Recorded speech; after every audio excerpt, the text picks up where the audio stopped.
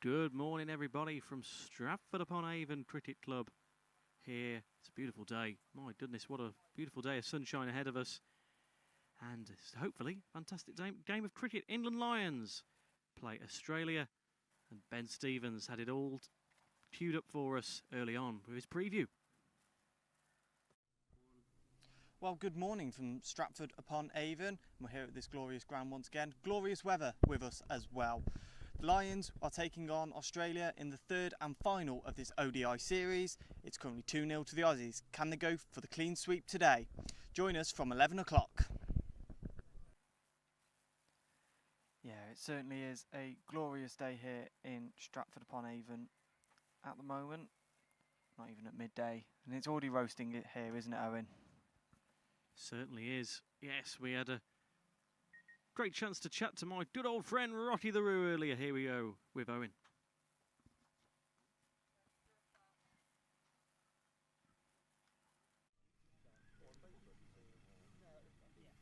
Good morning, everybody. You join us from a scorching Stratford-upon-Avon Cricket Club as the England Lions take on Australia in the third and final test.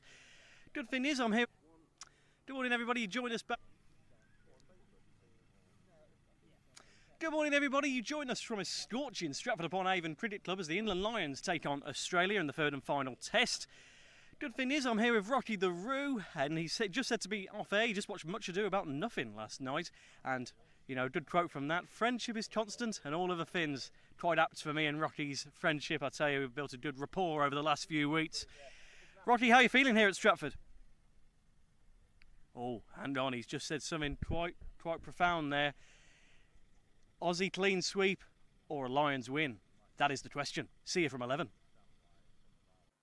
Yeah, great to chat with Rocky the Roo there again. Always been a good highlight of the tour so far, Ben. He's been getting his Shakespeare in as well recently. He's been loving it. He has. Well, I mean, you've got to when you're in this part of the country, haven't you? The home of Shakespeare. It's great to be here, and yeah, hopefully we can have another exciting day on this final day of this series. Yeah, it'd be nice, as you say, Ben, the third and final game, of course, England Lions and Australia. They brought about some fantastic games. The last two Fridays at Cheadle Hulme and then at Ooty Bridge Cricket Club. Two fantastic games, just really close. And I think that's been the best test for Australia ahead of those one-day internationals. Of course, that's finally poised in the grey ashes at 1-1. But wow, what a day of weather we've got ahead of us. As you can see, just not a cloud in sight, is there, in Stratford. Highs of almost 30 degrees. I think it might get above 30 today. My goodness me, it's going to be a warm one, Ben. Yeah, it really is. But gorgeous conditions and something that maybe the Aussies are used to. More favoured home conditions for them almost. And yeah, it's great to be here, as we've said, and with the contest, you know, on the line. Oh, Australia have won this series, haven't they? They're getting the contest mixed up there, but yeah, it's can they go for that clean sweep then? That's the question. But it's been a close game in both of them, hasn't it? Yeah, it certainly has. You know, and you know a lot of the team, of course, with England being a big unit at the moment. A lot of these players really knocking on the door to get into that England 60s setup for those one-day internationals. You know, big games, and we've also you know. It's always a good time to chat to the captains pre-match. We were able to do that just earlier with the England captain, Jason Cornt. Good morning, everybody. You join us back at Stratford-upon-Avon Cricket Club. Beautiful day for it here with the England Lions captain, Jason Cornt. Jason, good to be back. Another Lions game. They've been really close affairs the last two games at Ooty Bridge and Cheadle Hulme. What do you expect today? Another competitive game, I hope. Hopefully we might come out winners on this occasion. I think we do deserve a win. Out of the last two, like you say, we're very close, and third time lucky, really. Yeah. Any changes to the sides that have played other two? Well, I can tell you the sides have changed quite a bit because we've got quite a lot of strength in depth. But today, the new Lions who have not played for us yet are Sanjay Berry and Razi Ahmed off spinner. Fantastic, yeah, and just as we say, just a quick mention on the conditions. Fantastic day for it. You couldn't really ask for much more here in Stratford. No, lovely sunshine, very warm. Probably playing into the Aussies' hands with the warmth, but actually don't knock it. Us in England, when it's not raining, fantastic. So, and a lovely day, and it looks like a great ground. Jason, thank you very much. That was Jason Cornt there, the England Lions captain, ahead of the third and final test for the Lions against Australia. Join us from 11 a.m. Yeah, great to hear there from the England captain, Jason Cornt. And we also managed to catch up with the Australia captain. Once again, it's Bill Blair.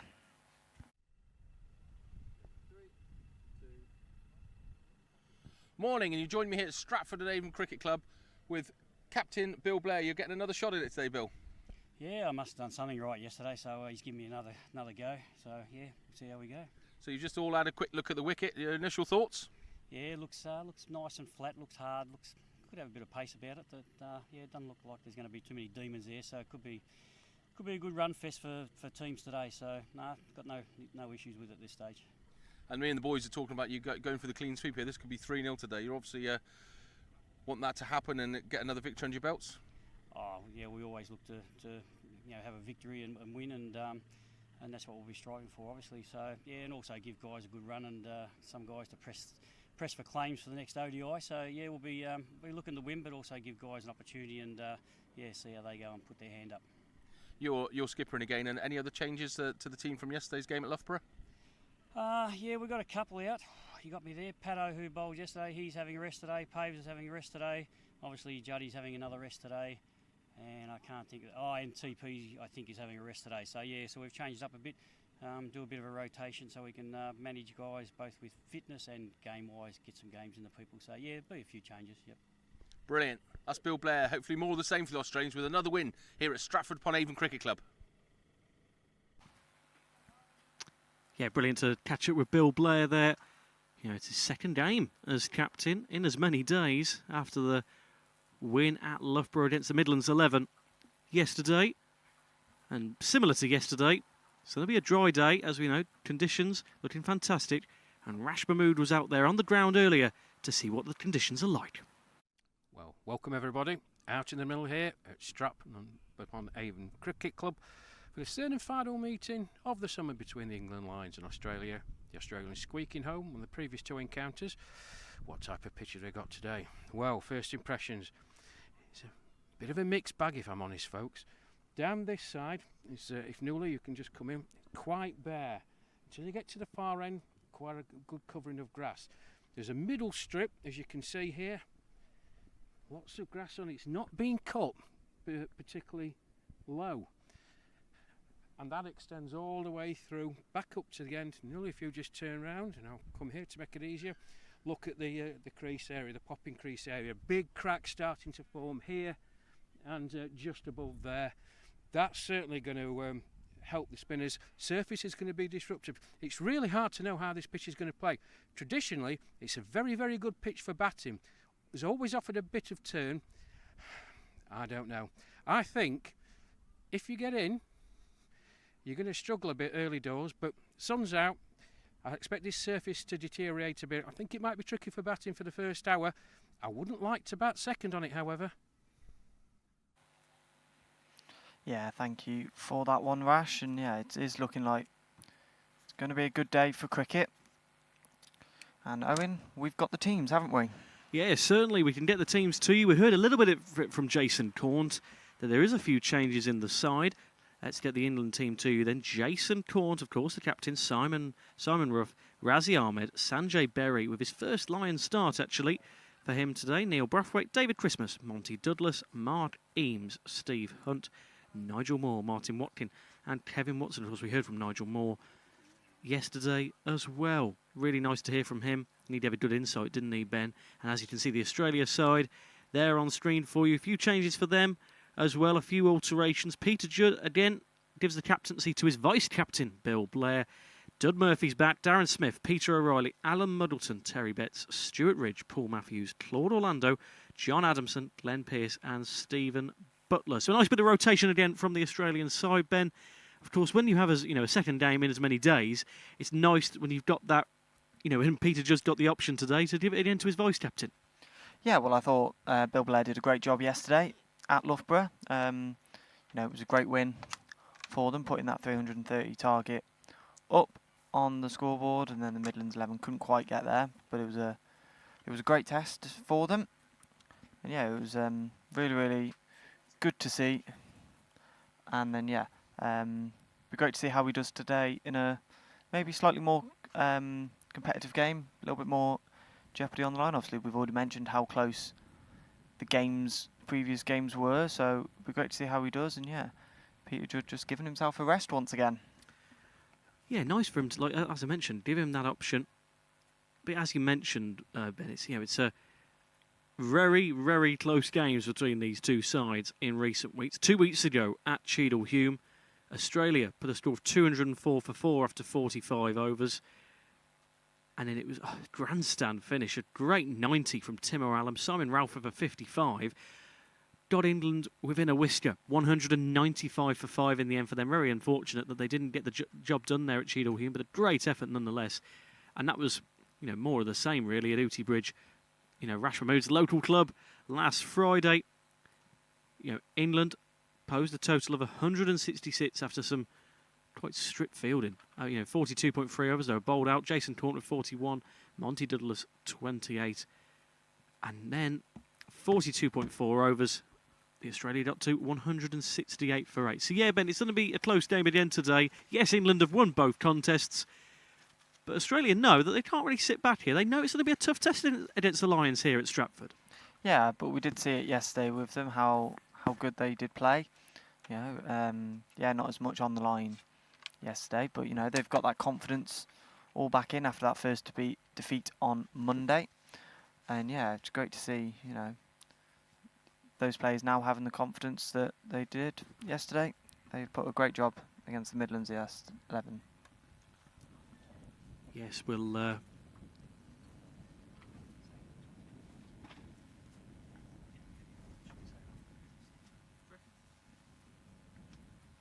yes, the toss has been done.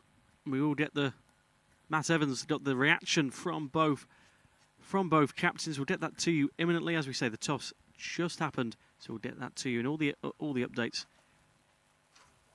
Brilliant stuff from Matt again. He's just coming over after doing his interview. But yes, the good thing is, Ben, as well with these Lions games, and it's nice to be back at Stratford as well, because this time about 13 months ago, this was me and Matt's first game on the commentary on this YouTube channel. It was England versus Wales. And it was a great contest. I've got to say, I know a lot more about cricket now than I did on that day in June 2024. But yeah, it's nice to be back. And again, for a fantastic contest, England and Australia, Ben, as we say, always provides a grandstand game. But it'd be nice for the Lions as well, because as they've shown, they've shown a strict test. It'd be fantastic if they would get a win over the line today. Yeah, it'd be great to see. Obviously, as we've already said plenty of times, such a close contest. So it'd be great to see, how much of a challenge they can pose today. I do think we're going to be in for a great game. Hopefully, again, it's going to be another close encounter. Just a couple of runs in it at the last game at Ooty Bridge, wasn't it? Yeah, really, really good. Strict fielding all round. Really impressive from both sides at Ooty Bridge War Memorial Cricket Club. But yes, you join us at Stratford today. And yes, the good thing is Matt Evans has been out there, roving reporter, hasn't he, Ben? He's up there, he's ready. And we've just had the toss. Let's find out who won the toss. You join me out in the middle. We've just done the toss, and Jason Caunt, the captain of England, has won the toss.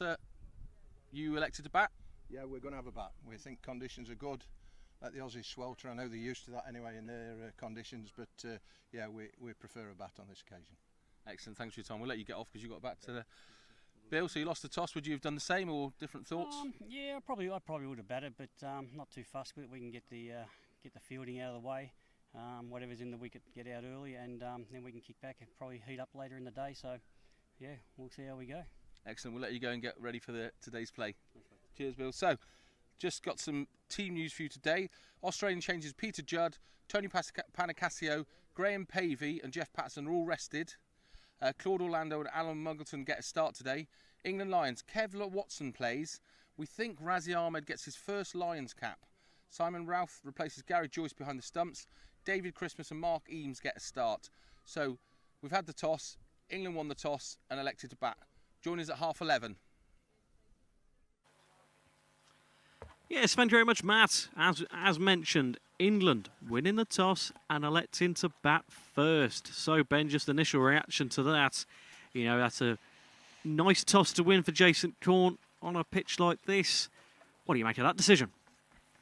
Yeah, there could be runs on offer here today, early on. So, yeah, I think it's a good decision possibly to have that bat first, try and put up a good total. I'm not quite sure what they'll be aiming for. I'm sure Rash will be able to tell us with his usual expert opinion.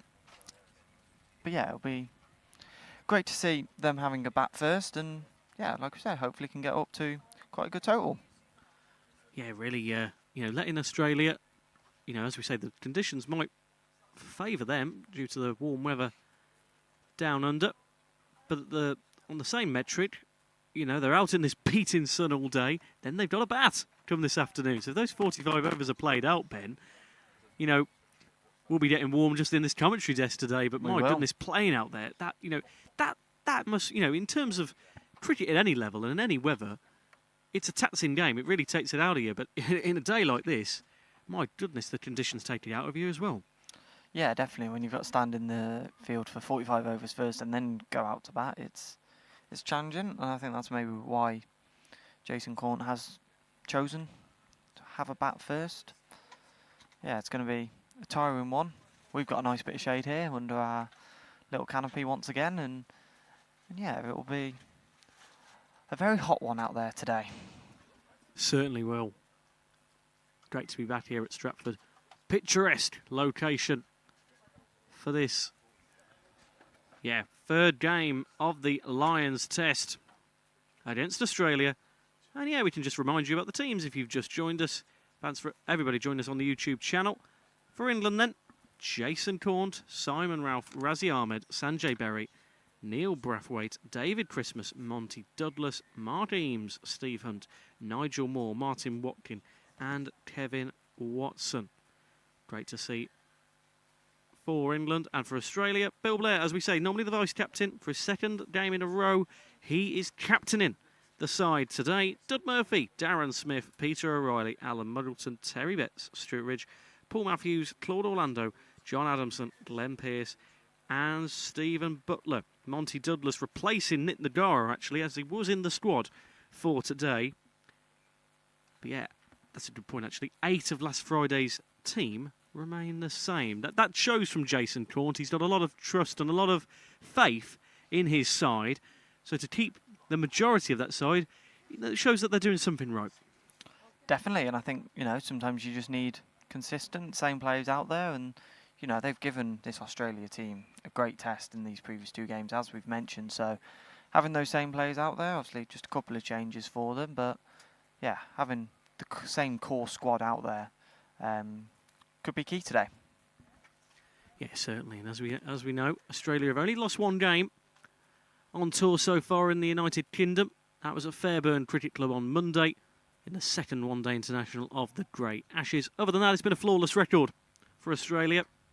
Yes, we've said there were close games against the Lions, but they won them, and that's the most important thing. And Peter Judd and most of the Australian side were really pleased that they had a test like that, because it's all well and good just preparing for those Ashes games, but you want to keep yourself fresh, and you want to keep yourself well prepared for a test like England pose. Fantastic. Oh, there we go. You see us on screen now. Lovely stuff. There we go. Yeah. That's good to be back. We've normally not on camera, so it's nice to be on camera for a change on the commentary desk. But yeah, Ben, it's an interesting point, that, because it's keeping themselves fresh. That's the main thing. I keep mentioning it, but it's a fantastic schedule for them. That they don't have many rest days. They really are keeping themselves on it, because obviously you can, if you don't play often enough, you can lose it. Yeah, definitely, and I think, like we said, it's great to have these competitive games as well. Not, the Midlands 11 provided a great test for them yesterday, but it was comfortable in the end for Australia. So having these competitive games for them to build up, those other games in the Grey Ashes series is really, really important for this Australian side, and it's great to see as well, isn't it? It's great to see so many competitive games and just be able to see so many games of cricket in this level. Yeah, certainly, as well as those wins over the Lions at Cheadle-Hulme, and Uti Bridge, of course, won the first ODI at Littleborough, beat that Northern 11 and the Midlands 11 and the Staffordshire 11 in their opening game. And they also beat Scotland. They've got Wales to come, and of course 3 more one-day internationals in the Grey Ashes series. Fast approaching, of course. Tame Cricket Club next Friday is the 3rd ODI. Unfortunately, yeah, there's Cheryl there, and you can see Rocky the Roo and the England teams just about to come out. Again, looks nice crowd forming at Stratford. You know, if you're in and around the Stratford-upon-Avon area today, come on down, free for spectators. Get yourself a refreshment and enjoy the sunny weather. Enjoy a fantastic standard of cricket. We know we keep saying it, Ben, but it's really opened my eyes being involved with this over 60 setup. It's just a fantastic standard of cricket every time we watch them. Yeah, exactly that. Last year as well, I know I didn't get to see much of a game last year when I joined the team briefly at Smethwick, but yeah, you know, even that little glimpse that I saw, obviously cancelled in the end due to the not as nice conditions that we had that day. Some horrible weather that day in the rain, and yeah, it's great to have a bit of sunshine and be able to see just a fabulous game of cricket. You know, great quality as well, and yeah, it really has opened my eyes. Like, you know, I do love watching a bit of cricket. My little brother does play, and it's great to go down and watch him play, and watching the 100 competitions, and you know, the England first team as well in their current series against India. But yeah, it's great to see it at a level like this. It's just fantastic, really. Yeah, really, really good. I mean, you know, we keep mentioning it. The sponsors have a really good part to play in just allowing these sides to really just carry on these great tours. You think the Australians coming over and just having a really competitive series, a really good time of it. You know, we had Dud Murphy on. We had a few of the Australian players. We had obviously Nigel Moore on yesterday as well. We loved chatting with everyone. We had Kevin Watson on at Fairburn at his local club. But you know, the passion stays the same. Whoever you speak to, everyone is just so invested, so absorbed in this over 60s cricket, because it's just, you know, socially, mentally, physically, it really does make a world of difference, doesn't it, Ben?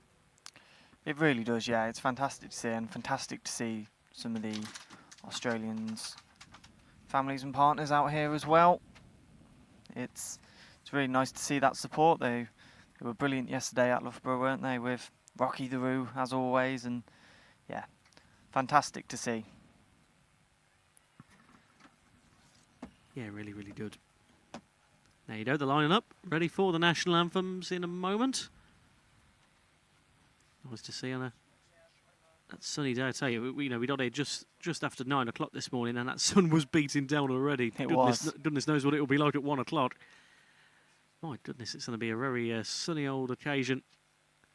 Sun beating down, not a cloud in sight, as that ELO song goes. Mr. Blue Sky. But yeah, it's lining up, ready for the national anthems now. Australia and the England Lions getting underway at Stratford in just under 10 minutes' time.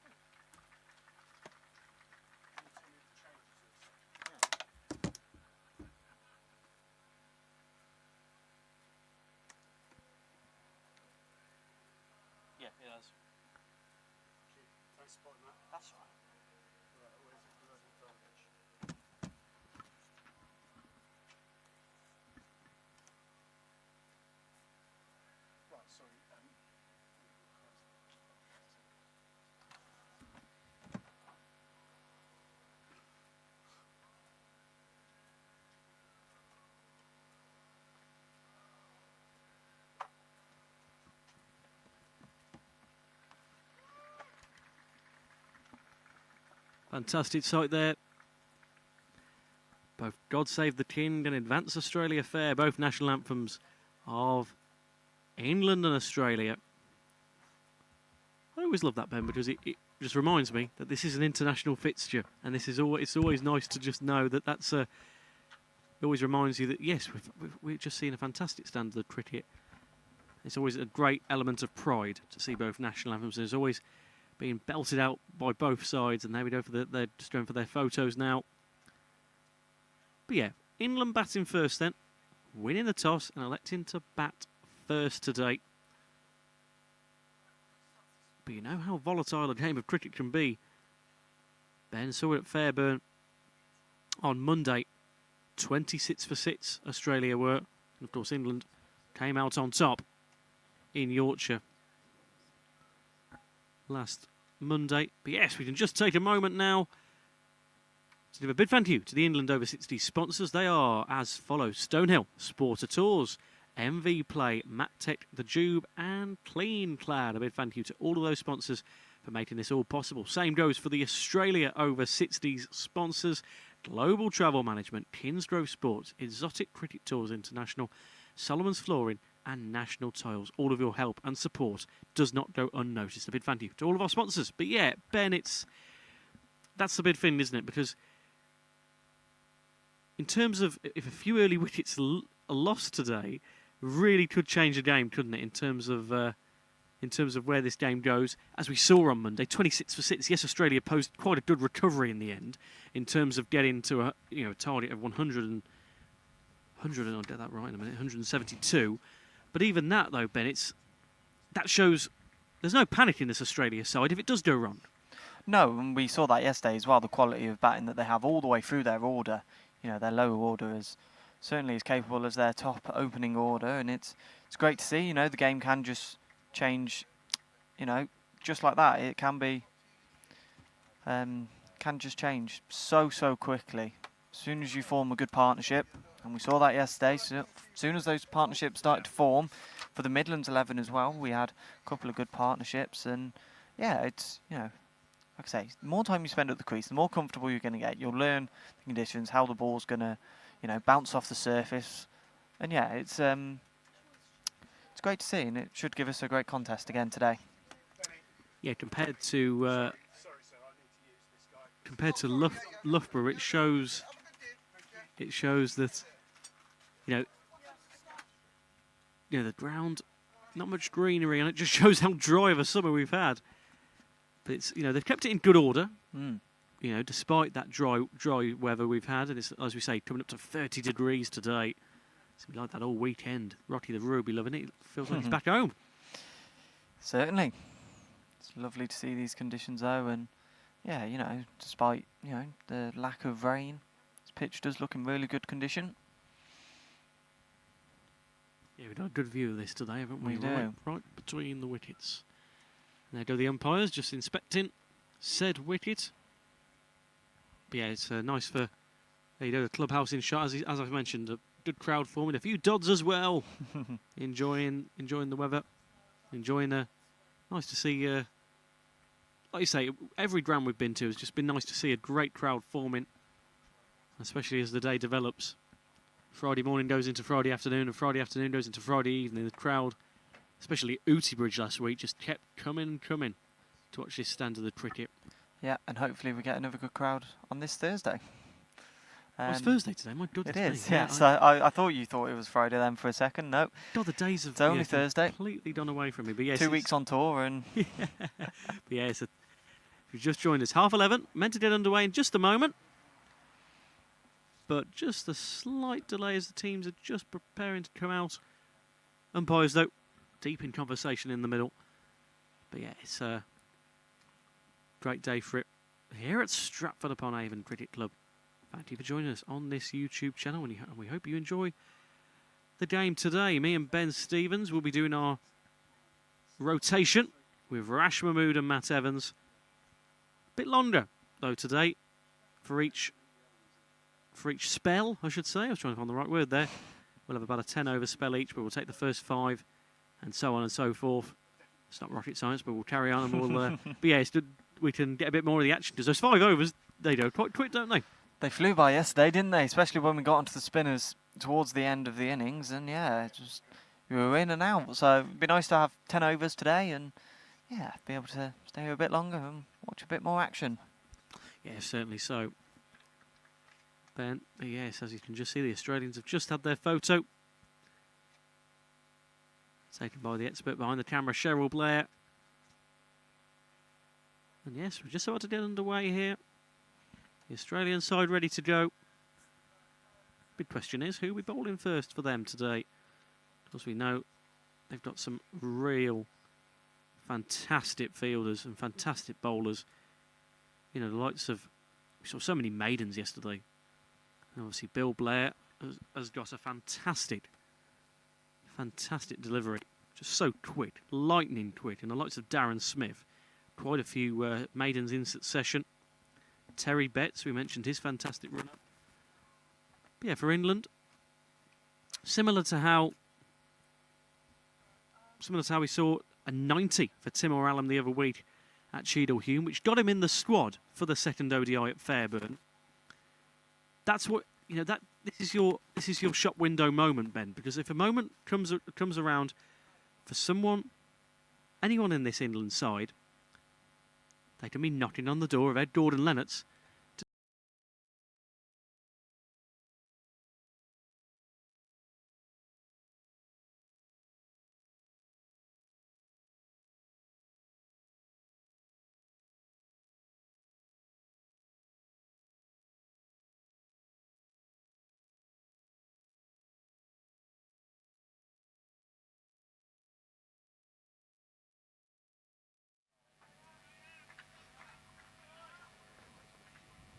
Well, welcome everybody to Stratford-upon-Avon Cricket Club here in Warwickshire for coverage of this international match between the England Lions and Australia, and sincere apologies for the gremlins that have beset us. Half an hour before play was due to start at 11:30, we were all tickety-boo, and shortly before play started we had a power outage here, and Ivor and the team have been working miracles to try and get you some pictures at least. And you join us at a very opportune moment as England, winning the toss and electing to bat, have just reached the 150 mark. 150 for 1. Going well. 32.4 overs. We'll try and catch up as best we can. The men out in the middle at the moment, Neil Brathwaite, who opened the innings with Mark Eames, and Monty Douglas, man in who replaced Mark Eames. So Alan Muggleton from the far end, so we're playing catch up. But it's been good from England so far, making these Australian boys work. Blazing hot afternoon. They had a number of hours in the field yesterday at Loughborough University when they played the Midlands 11. So I'm sure there'll be some tired limbs out there. End of that Muggleton over then. 5 overs, no maidens, no wicket for 23 for him.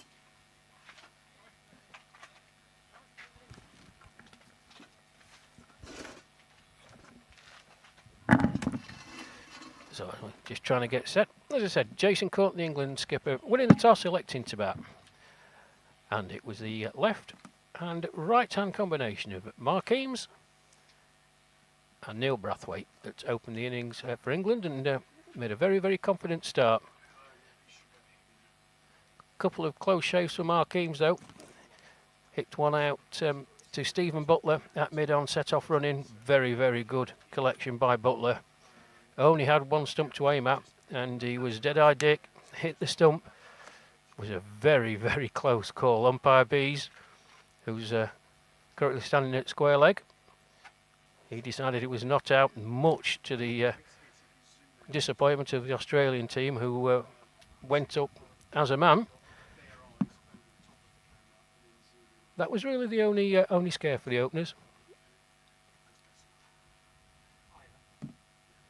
And they progressed to score into the 70s when Mark Eames was the first man to fall. That's caught by Alan Muggleton at mid-wicket. A very, very good catch, low down to his right. It was timed very, very well by Mark Eames. but Muggleton made it look very easy, so he was out off the bowling of Bill Blair. But since then, Brathwaite and Douglas have gone on their merry way, setting up a good platform for England here. 152 for 1, Brathwaite 71 not out of 109 balls, and Monty Douglas 43 not out of 53. And it's a very warm welcome to my co-commentator, Matt Evans. Yeah, good afternoon, Rash.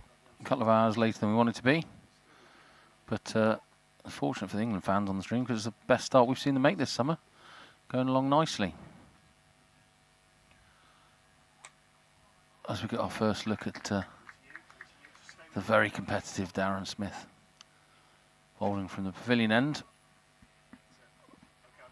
3 dot balls to start, so his normal fantastic economy.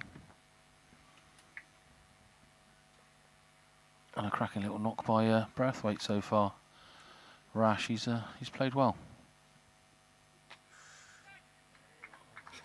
He's up for it, isn't he, Darren? Look at him, staring down the batsman. That's what we like to see. He's got his competitive juices flowing here, hasn't he?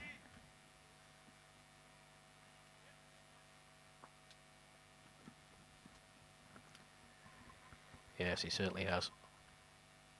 No quarter given or asked by Darren Smith, but that's wide outside the off stump. It's just very, very nicely placed into the offside by Neil Brathwaite. Another boundary to him.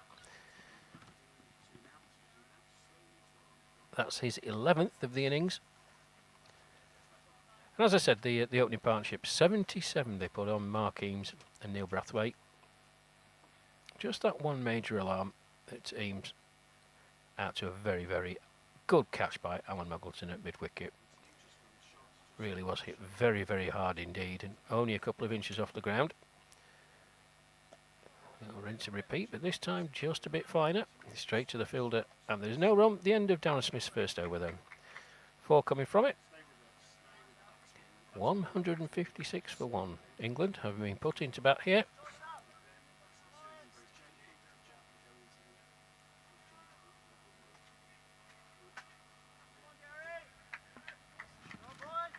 So once again, apologies to all of you who were looking in for the live stream. Just beyond our control, but Ivor and the team have worked absolute wonders to get you these excellent, excellent pictures, and you can just see it's a baking hot day here at Stratford-upon-Avon. Temperatures expected to get up to 29 degrees. As Muggleton comes in, Douglas advances down the pitch, but decides not to go for the big shot, just turns it out into the leg side, and there's no run.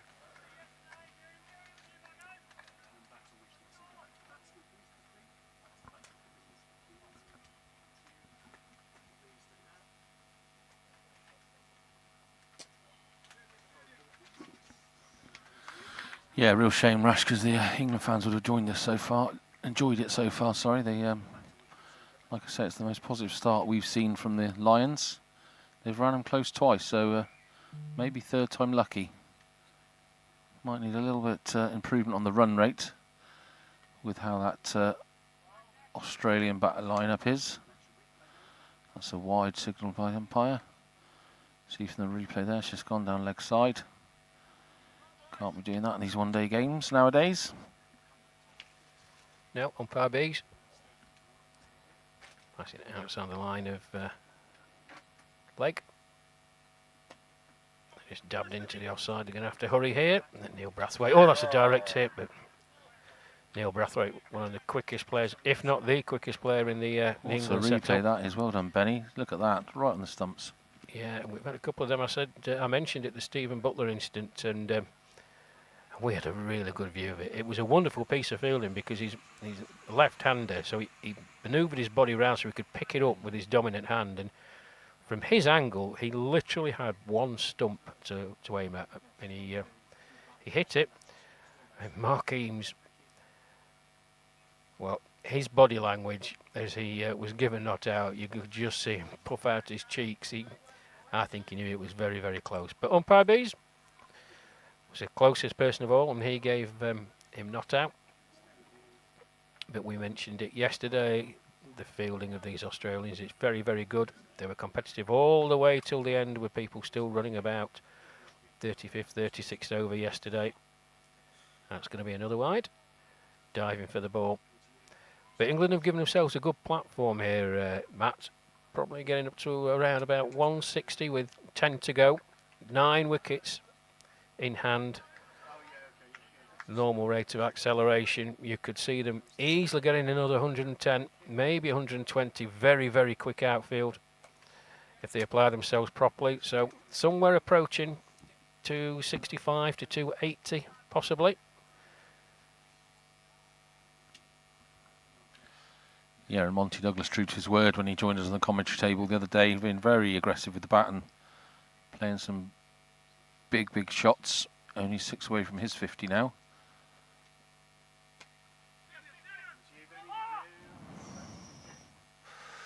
Bit of a mix-up there. Brathwaite going down from the bowler's end and Monty sending him back, but all good. He got back in.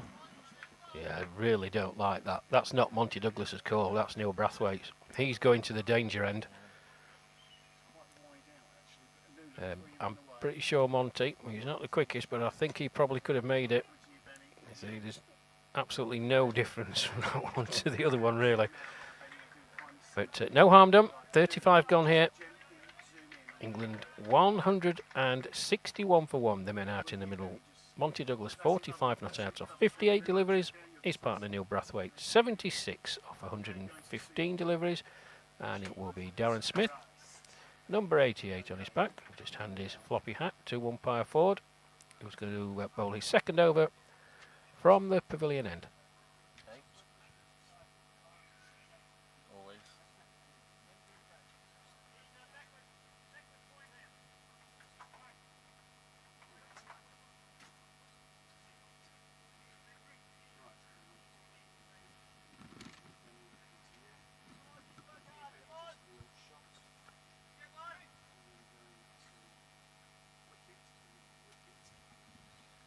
Yeah, besides the conditions of the pitch here, Rash, I think Jason Cant might have made a great call here in fielding second this afternoon in the cooler conditions, because this really is the hottest day we've had this year so far. I haven't got my weather app up, but Owen was talking about 32, 33 here today in Stratford, and as we're hitting 2 o'clock, which is the hottest part of the day, I think the way this is going, the Aussies will coming into field about 3:30, 4 maybe in the after lunch. That'll be a lot cooler than it is now. So, sorry, the English will be coming into field then. So that'll be a distinct advantage for the England team. And this is the best start they've made. Really solid. No early wickets going down. A really good start from the opening pair. And then Monty coming in after the fallout wicket is just carried on and pushed on. And it's looking really, really tidy for the England Lions, and nothing more than they deserve. Yeah, we've said previously how well they've done in the 2 games. They've showed a lot of grit, a lot of determination, and they've pushed these Australians on 2 occasions. But they've given themselves a really, really good platform here to go out and attack on these last 10. Monty Douglas just thrashes that down the ground. Terry Becks does the fielding, and there's no run. But we did the pitch report earlier on. Wonderful bit of work by myself, but you're not going to see that, I wouldn't have thought. But this pitch is it's green in patches and then absolutely barren on others. Very dusty surface at the end that Monty Douglas is batting on. Cracks all over the place. They're going to open up as the heat gets onto the pitch and the normal wear and tear of batters and bowlers going into that area. Expect it to be a bit more difficult to bat in the second innings when Australia come out.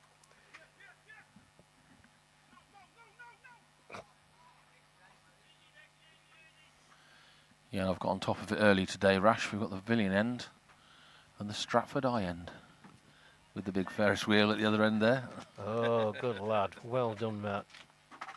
That'll keep the locals happy. Stratford eye end. I like that. All that extra time on our hands while we were sorting out our internet link. Gave me time to think about it.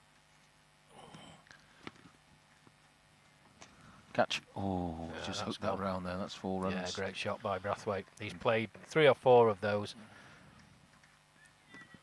Darren Smith just slapped himself on the leg, absolutely fuming. He's well up for this battle. He's prowling around like a caged tiger. He's throwing it all at this. It'll be really interesting to see a really tight Australian chase here if they can put a decent number on the board, England. I'll be really intrigued to see how they go about it. We haven't seen it yet, I don't think. No, we haven't. It will certainly test their metal, Matt, but I think this pitch is going to offer a bit of turn when the Australians go out to bat. That's nicely played again. Just tucked into the onside. Alan Muggleton comes in from his position at deep mid-wicket to collect the ball and throw back to Darren Smith. One more to the total then, 167 for one. Yeah, with all our extra time on our hands, had a chance to catch up with the ground staff. Bowled him. Smithy's gone straight through him there. He's having a big swing there, Monty Douglas. You can see from the replay, he's gone for one of his big old shots. And I think Smithy's got that to turn. He's just pinged the off stump out of the ground. So that's the breakthrough there. And doesn't surprise me, it's Darren Smith. He really looks keen and eager to get back a bit of ground here. And there's a little bit of turn you were just talking about there, Rash, I think, off a Smith delivery. Yeah, hard to tell from here, Matt, but Monty Douglas out for 46 or 62 deliveries. We mentioned it yesterday. Darren Smith has it. It looks like an armbar, but he pushes it through really, really quickly. I fancy that was the delivery because it looked quicker from the naked eye, and I think it just beat Monty Douglas for pace. You may well be right, however, my friend. We can't really see from our angle. We're somewhere between the mid-wicket, deep mid-wicket and deep square leg. But a breakthrough for Australia. England lose their second wicket. Good innings by Monty Douglas. 167 for 2. Yeah, and just on the wicket, we had a lovely girl here called Alexia Doughty, head groundsman, or groundsperson, I suppose, and Joe Kelso had a good old chat with her, and she actually said this wicket does have some turn in it. You'd be surprised. It doesn't look like it, but she's picked it because it does have some turn in it. We thought it was quite cracked out there, and it might give way in the second innings, so might be a big toss for England to win here today and elect to bat first. I just think with the normal wear and tear of a cricket pitch, Matt, and the conditions that we've got today, temperatures high 20s, early 30s, those cracks were evident at the start of play. They're only going to get bigger, and with the bits of grass tucked about, you can pitch it in the right place. I genuinely think that the England spinners are going to have a good day. Now, I might be proved wrong, of course, and it might be right up the Australian Strasser, as we say in Sheffield. Time will tell. Anyway, the new man out. At the non-striker's end, Surrey's Sanjay Berry joins Neil Brathwaite. He's going to be taking strike 81 not out. And it will be Alan Muggleton to continue from the Stratford eye end. Oh, that's a bit of a mouthful, can't we shorten that? Stratford eye end. It's either that or Ferris wheel. So. Yeah, Ferris wheel. Where are the, hang on, before I say that, where are the locals? They really did, folks. I know we're prattling on here, but they were very upset with... Who shall we blame? Owen. We'll blame Owen. Owen, Matt and myself last year when we covered the England game against Wales for not correctly identifying the cricket ends.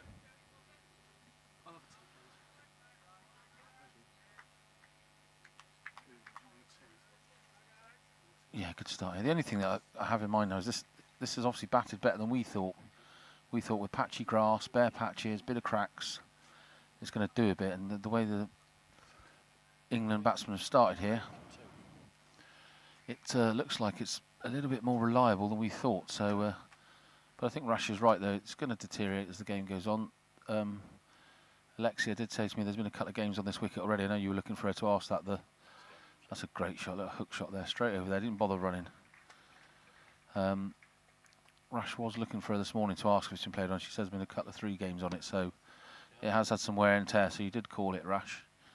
So if it does deteriorate and cause problems for the Aussie batsman later, we won't be surprised. But it's lovely, lovely poised, isn't it? 172 for 2. New batsman to the crease, and it's really got a game on our hands here. Yeah, when I was doing my pitch report, Matt, it was very hard to nail down what a pass score on this pitch would be.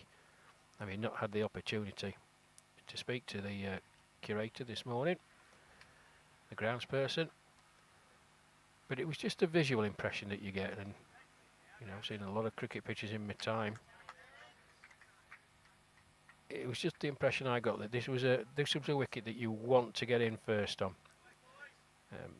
Bit of variable bounce maybe, but I didn't think it was going to do a lot off the seam, and it genuinely hasn't. There's been no lateral movement whatsoever.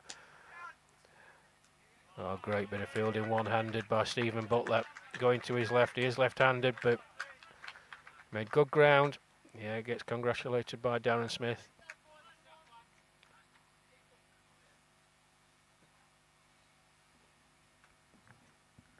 And again, that great team spirit there showed by Smith. High five in the field with a great stop there. And I think they do think they've got a game on their hands here. Australia certainly looks like it's going to be the toughest test they've had so far on this tour. They have run them close twice, the Lions. And they haven't made a start at this. We've always lost a couple of early wickets in every game we've commented on so far this summer. So for them to get away to a bit of a start here is going to make... we've got just less than 10 overs left. It's going to be really interesting watching. Yeah, 8 to go after this final delivery from Alan Muggleton. You'd like to think that they can get at least another 60. Maybe 80 if they push. Well, that's going to help them. That's nicely turned away by Sanjay Berry, running down the hill for 4.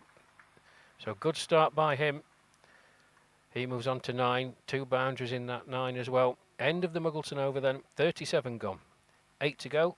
England have reached 178 for 2. So 8 wickets in hand. Normal progression. I think your benchmark is 250, Matt, and anything over that is a bonus. So let's hope that England can get up to that with some sensible batting and see how far they can reach. Be nice for Neil Brathwaite to get 3 figures though. Yeah, I was just thinking to myself this morning, we haven't seen a century yet, and I fancied Doug Murphy to do it myself, as he's had a bit of bad luck on this tour. It's normally the way it goes, but hopefully from an England perspective, we can see Brathwaite get over the line and see our first 3-figure score. He certainly batted well enough and deserves it on the opening 37 overs. Yeah, not in this series, but I think Steve Small, didn't he? Steve Small at Dunnington. I think he got a ton against the West Indies. But you're right, Matt. Nobody in this series so far.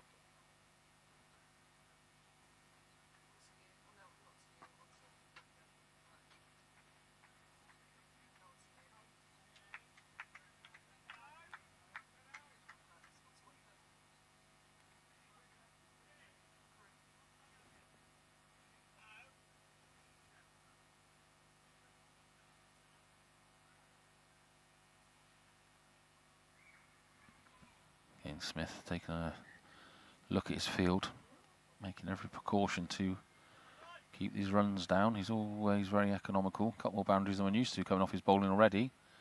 But he's 1 for 11 in his 3rd.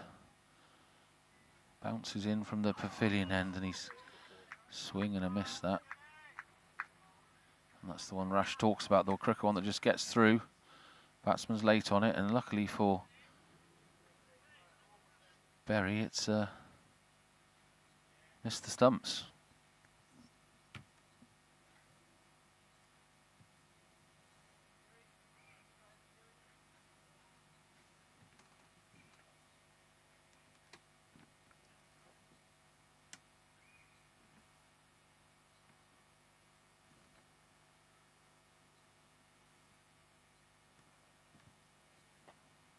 Yeah, well played, Sanjay Berry. Yeah, pulled round there to straight to square leg, fielded by one of the locals here watching, and finally get a chance to say hello, Chris Geary, joining us again. Yeah, we're glad to see us back as well. Yeah, 80 to 100 runs, I think exactly what Rash says. There's no point getting too risque with this Australian outfit. It's a quality outfit. 250 is definitely the marker in this position for the... That's a great shot, it's just driven it straight through the covers, and it's fielded there at kind of wide, long off. Yeah, and then obviously they'd like to push on, and you ask the England players, they want to get to 300, but I'm not sure that's going to be possible with this bowling lineup. They have got a few batsmen left to come in. Anyone that can come out there, Ash, that you know of that can swing it a bit and get some quick scores on the board? Yeah, there certainly is. There certainly is. Stephen's here today. Jason Cunt is the skipper, of course.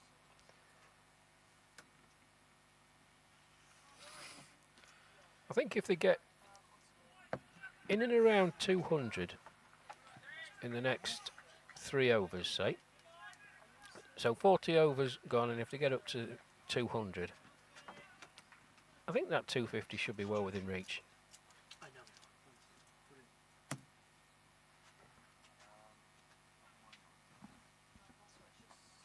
Yeah, I think from this position, Rash, maybe we're being a bit harsh, and as we always say, we're the 2 greatest players in the world sat behind this desk, aren't we? But I think at this point that's the minimum for England, especially the way they've started. And I say before, they've always lost a couple of early wickets. That's not happened today. I think they've got to be thinking at least 250, and I'd like to see them get there, you know, kind of at the 40 over mark, and allow themselves 5 overs to have a swing and really bump that score up to as close to 3 as you can get. I mean, I think 280 would be amazing. And again, like I said, we haven't seen Australia have pressurised to chase a big number yet, so it'd be lovely going to see these batsmen having to go for it a bit more. It would, Matt. It certainly would if you're an England supporter. One thing I did mention, these Australian boys, the vast majority out in the field for a long, long time yesterday at Loughborough University when they played the Midlands 11. This is their 3rd game in 4 days. You factor in travelling down from the north as well. Their base is in Stratford, so they played the one-day international at Fairburn on Monday, travelled down the next day, played on Wednesday, playing today, a couple of days to rest up before they play the Chairman's 11 at Oakham on Sunday. That's a good fielding. Beats the initial fielder, Stephen Butler. Well, he's missed it as well. Well, I mentioned fatigue. It's not often you see 2 Australian fielders misfield the same delivery. Darren Smith first off. Stephen Butler showing his endeavour. Encrypting brain. He ran across from his position. The deep extra cover boundary. Again, a misfield from him. So 4 to England. 4 more to Sanjay Berry, who seems to be just dealing in boundaries at the moment. 24 already. That's a good shot. And they're going to chase on again. He might just get there this time, though. Stephen Butler is putting everything into it. Has he got there? Yes, he has. Well done. Sterling effort. Yeah, and quite rightly getting applause from his teammates. 196 then. Sanjay Berry 26 from 11 deliveries. Exactly what England need now. Get the hammer down. Anywhere near 200. A few hours left, you can go for it.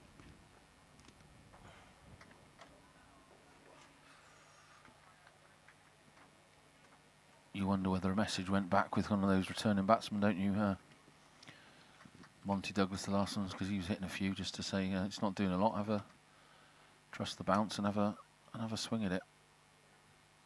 But obviously, it's they want to post as much as they can. Oh, that's a full toss. That's not normal Muggleton standard. Great fielding game. The desire and competitiveness from this field, eh? Yeah, it's brilliant. Watching it visually, he had so much ground to make up to his left. Absolutely smashed straight back over the bowler's head by Sanjay Berry. Lightning quick outfield, but just watch this. Goodness me. Excellent. Excellent bit of work by Doug Murphy out there.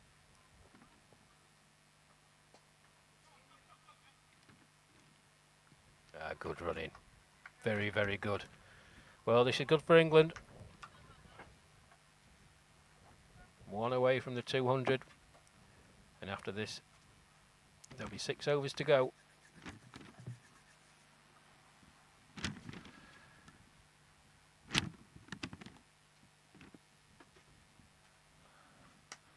Oh, and that's clubbed long on region there, and that brings up the 200 for England. So there'll be some smattering applause around the ground there. Must have all nodded off in the sun there. It's a baking hot day there. There you see it on your screens. 200 for 2.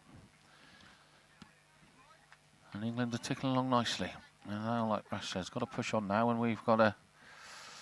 It's been a while, but one over left. We see Ben Stevens and Owen Mason join the fray finally. And I think they're going to have the privilege of a guest in Monty Douglas.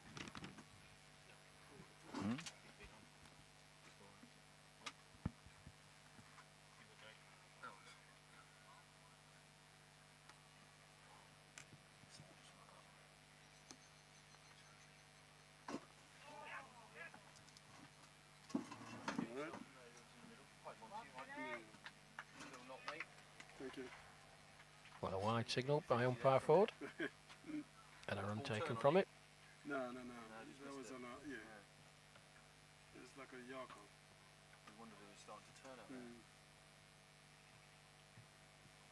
So 2 more to the total then. Darren Smith, Sanjay Berry on strike. Goes for a big heave out, big thick inside edge, squirts out to square leg. Doug Murphy does the fielding. 1 more to the total then, 203 for 2.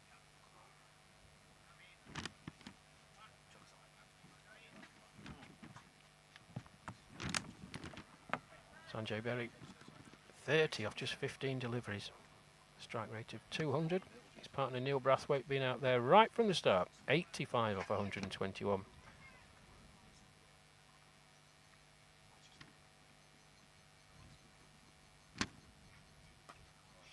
That's a nice shot. He runs there as well. Oh, that's bounced up nastily for Stephen Butler. Got his body behind it. 2 more to the total then. 2 more to Brathwaite. 205 for 2. He moves on to 87.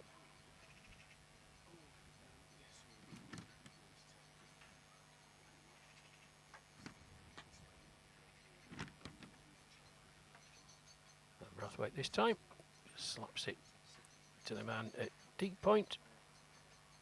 Ambles through for a single. 206 for 2.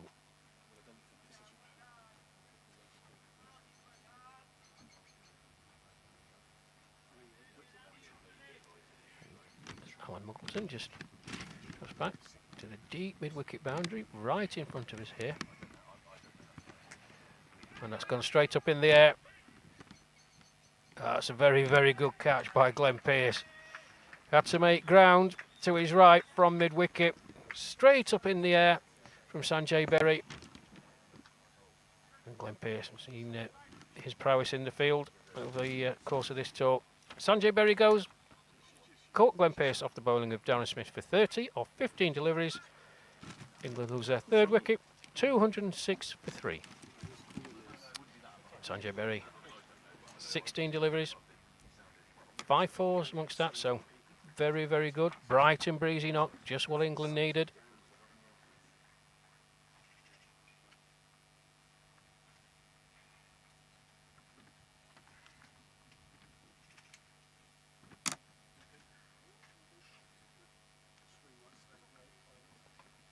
While the new batsman comes in, I'm going to take my leave, short and sweet, and hand you over to Owen Mason as the first voice you'll hear. And Ben Stevens will be joining him as they take you through to the conclusion of this England innings. Yeah, a big thank you to Rash, Mahmood and Matt Evans there for bringing you back on the coverage. Again, apologies about that, bit of a blackout there, but we're back. We're watching quite an intriguing game unfold before our eyes. 206 for 3 then now, that 3rd wicket lost. Ben Stevens rejoins me. Ben, what have you made of it so far? Yeah, it's been interesting to watch so far. 206 for 3. There's been some very good partnerships put up. Been very impressed with Brathwaite, 88.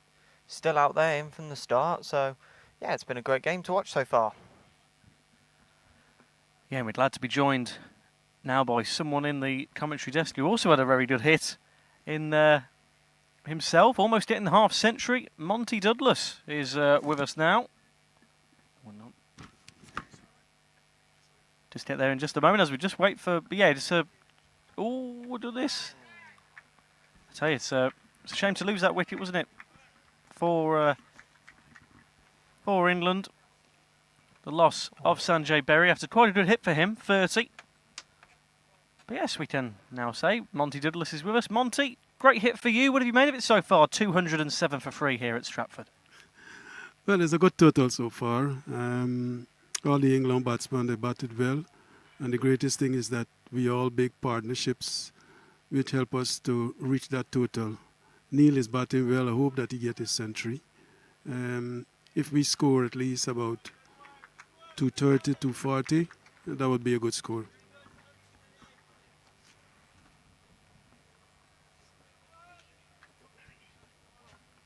Yeah, what was it like playing out there? I bet you've had conditions like that in the past when it's been the sun beating down on you, but does it, you have to sort of adapt to it, I suppose, in terms of when it's, you know, cricket's a taxing game anyway, whatever weather you're in, but when it's, you know, almost 30 degrees out there, how have you got to adapt your game? Well, it's difficult to adapt in terms of this beautiful weather. The wicket is a nice batting wicket. And when you settle in and you batting well, you don't think about the weather because you're sweating and you're batting, you know. And the more you score runs, the more you're enjoying it out there. Because I told Neil, I said that for us to get out, we got out of ourselves. Just keep batting and the runs can come, and that's what we did. Yeah, you mentioned the partnerships earlier on. Yourself and Neil put up 90 together, near to that century. How good is it batting out there with him? Well, I batted with Neil over the years. And Neil is... Go ahead. Yeah, there we go. Brathwaite is out now. 89, not quite the century today. Good delivery, but a great knock for Brathwaite. 89 there off 125 balls. 12 fours during that as well. It's a great total, isn't it, Owen, for him? Yeah, it's really, really good. Fantastic from Brathwaite. A shame. Really good. Total, just one off that total that we saw Timor Allen 2 weeks ago at Cheadle Hulme. But yeah, Monty, you were saying about it, the partnership with Neil in the middle there, it's that's always so useful to have in a game like this, against a team like this in Australia. Yeah, it is. I mean, this is the first time we've built such a wonderful partnership from between 1 and 5. And if we continue building partnership like this, we could score loads of runs. The batting team that we got is a very strong batting team. And most of the batsmen between 1 and 7 are also opening batsmen. And they're also attacking batsmen. And that's the greatest thing in this team. Because, like I said, in this Martin that gone in there now, he's from Yorkshire, and he's opening batsman. He's an attacking batsman. And if he get going, we could score 230, 240.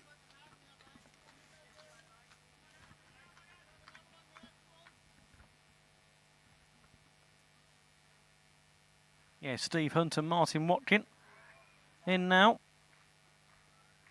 Still with 4.5 overs left though, Ben. 208 for 4, really good total. And Monty could be quite right in his prediction that they could get to about 230, 240. Yeah. When I spoke to Graham Pavey earlier during our network issues, he said, you know, that's where they want to keep England down to, around the 220 mark, and they think that's where they'll be able to get them. Of course, still 4 more balls in this over, and then another 4 overs to come before the end of this innings. 212 for 4.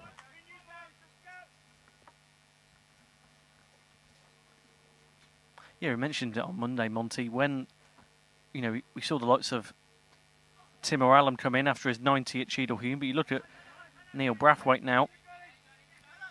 He's got to be in for a shout for maybe a spot in some of these forthcoming ODI games. How pleasing is it? We mentioned it, didn't we? How pleasing it is to see players really do well. It's a competitive squad, isn't it, the England side? Well, it is, and especially at this age.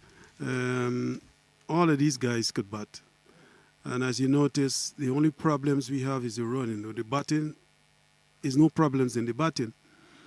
I know the Australian, they could run, but we could outsmart them and outmaneuver them in this game. Because we got the batting power. And once we bat well, we could score enough runs and we could bat them out of the game. Yeah, certainly so. This Australian side are you know, they're not indestructible, as seen, but, you know, they've had those games, quite a few games in succession. Sunday will mark their 4th game in this week. It's been quite a busy week for them. After a blisteringly hot day at Loughborough yesterday and similar conditions today, even hotter. Yeah, definitely a lot hotter today. Reaching up to about 31 degrees, isn't it? These two batsmen that is in there, once they continue to get going, that two-tour thing will look stupid. Because these men, they like hit the ball, they like attack.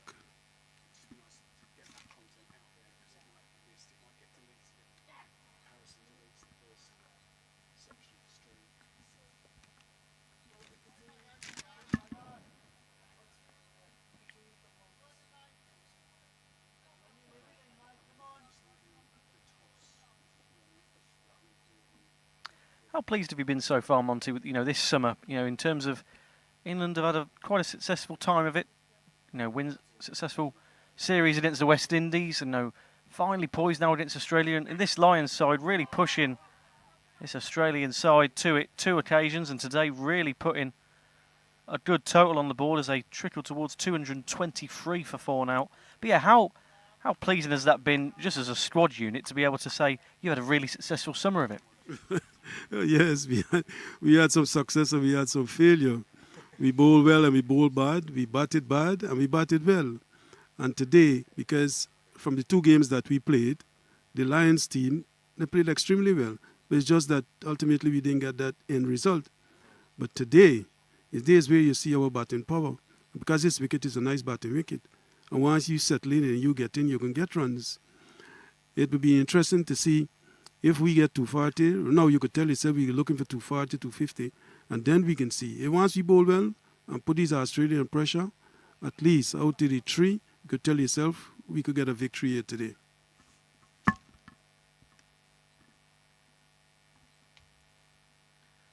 Yeah, we will have some interviews with you in the lunch break with Graham Pavey and Razi Ahmed,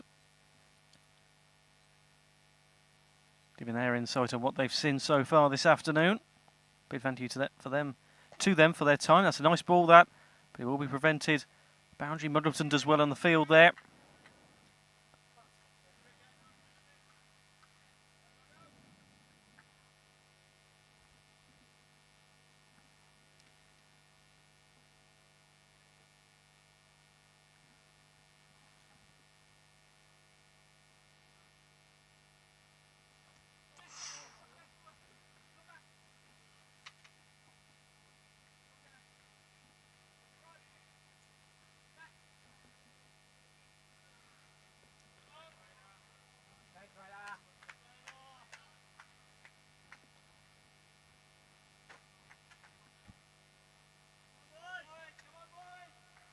Yeah, 227 for 4 then now. 3.4 overs remaining. At the moment, England Lions looking very good for it. At the moment, that run rate 5.49. I'll get a few more to add to the total here.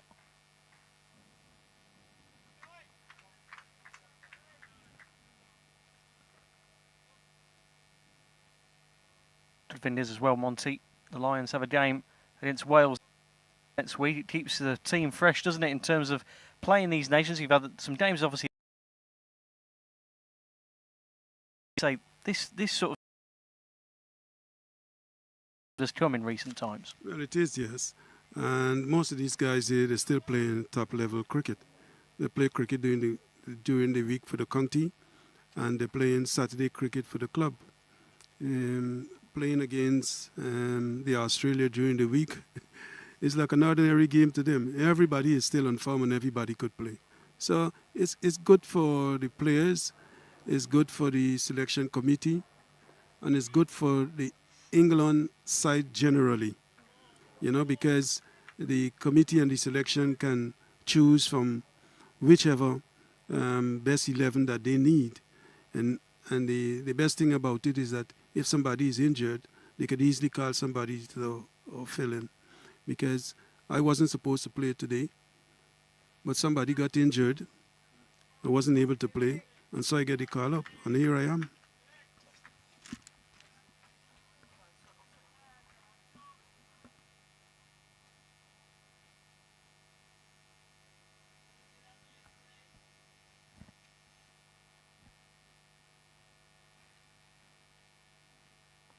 Last ball of this over then. It's up in the air. We'll get one run out of it. Watkin and Hunt.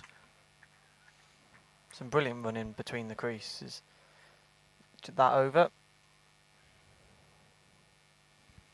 Been really good to see them, add a few more runs on. Watkin 15 from 8 balls. Hunt 4 from 4. Yeah, really, really good stuff from them as they just look to build this partnership for these final few overs.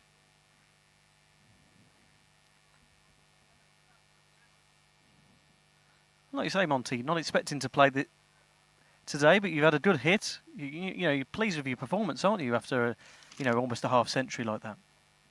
Yes, I didn't really focus in on the half century because all I just focus in on batting. Because when you look at the score and the overs, me and Neil decided that we can push and see if we could get some runs because we know we got batsmen to come. And the guys have to come that they could bat, It's just one of those things.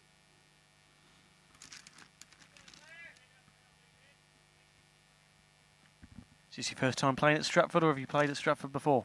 No, this is the first time. Oh, lovely. Yeah. It's a lovely pitch, isn't it? Really beautiful nice. pitch, digital facilities. Yeah, great. When we went to India, we see the women who preparing the wicket. And this is the first time. I came this morning and I saw a woman preparing the wicket. That was great. It was brilliant. I never realized that such thing would happen in England. But I've seen it for myself. Brilliant. Fantastic. Yeah, Matt had a word with her earlier on and got some really good insight, really, how that all works. Really, really good to see. Yeah, and yesterday we got to see the Loughborough ground staff preparing those outdoor winter nets, didn't we? Next to where we were playing yesterday.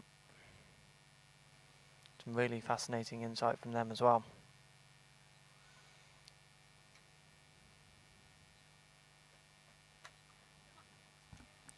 Just a word on Bill Blair's delivery there, Monty. That's quite the quite a lot of speed on that. How on earth do you deal with that as a batsman? Well, I love fast bowling. I always like fast bowling and spinner. But if you give me a choice, I don't know. Because sometimes I say, I like fast bowling because when you hit the ball come up more faster. And when you're batting the spinner, I like use my feet to spinner. But Blairy, he's a man, he got a fast action. And he bowl fast. And it's good. Especially Martin, that batting there, he's opening batsman. And Martin would love the pace. If he throw anything up there, he gone to the boundary. He's a good batsman, Martin. See? Yeah, good. Just as Monty says, number 4 there. Oh, I say that, well fielded in the end. It was getting there though, wasn't it? Some good speed on that bent. Yeah, I thought it was going all the way for 4, that one. But yeah, exactly as Monty says. Brilliant batting once again.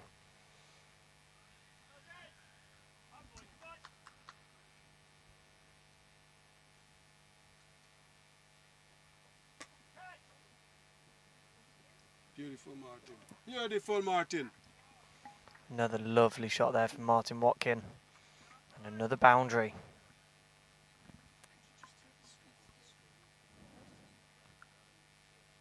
Yeah, fantastic return from him. But yeah, Monty, if you had to put yourself in the Australian player's shoes now, of course you get to, your sun's beating down. Of course, this would play into their advantage really, weather like this. But having to, just being out there for a good almost 3 hours, then you're having to chase a total of, it's going to be 250 plus at this rate. How would you go about it? It's a tough task, isn't it? Well, it is tough. It all is not depends on the bowlers, depends on the batsman. Because if you're out there and you're batting, you know the total in mind. Because the wicket is a nice, easy batting track. You understand? Yeah. And once you get in and you could bat properly, you can make runs very easily. I mean, all England got to do is just defend these runs, bowl well, and we could win this game. And what you're looking at here now, these 2 men could get me to 260. And there's a frightening total. Are you confident then, Monty? Yes, I'm confident that the bowlers, that we could win this game very easily. We never find ourselves in this situation before. Because this is the first time that we've batted and scored so much runs, you know, and we got to defend it because everything is in our court. Got the ball, the runs is already on the board. All we got to do is bowl well, bowl to our field. Instead of we attacking too much, we just defend because they got to come to us. We don't need to go to them. We already went to them and scoring at least. Hopefully we get 260.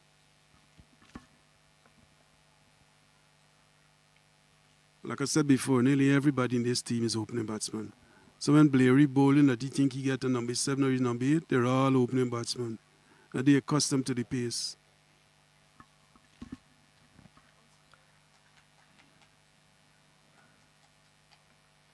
Yeah, we were saying the same thing about the Australian batters yesterday, weren't we, Owen?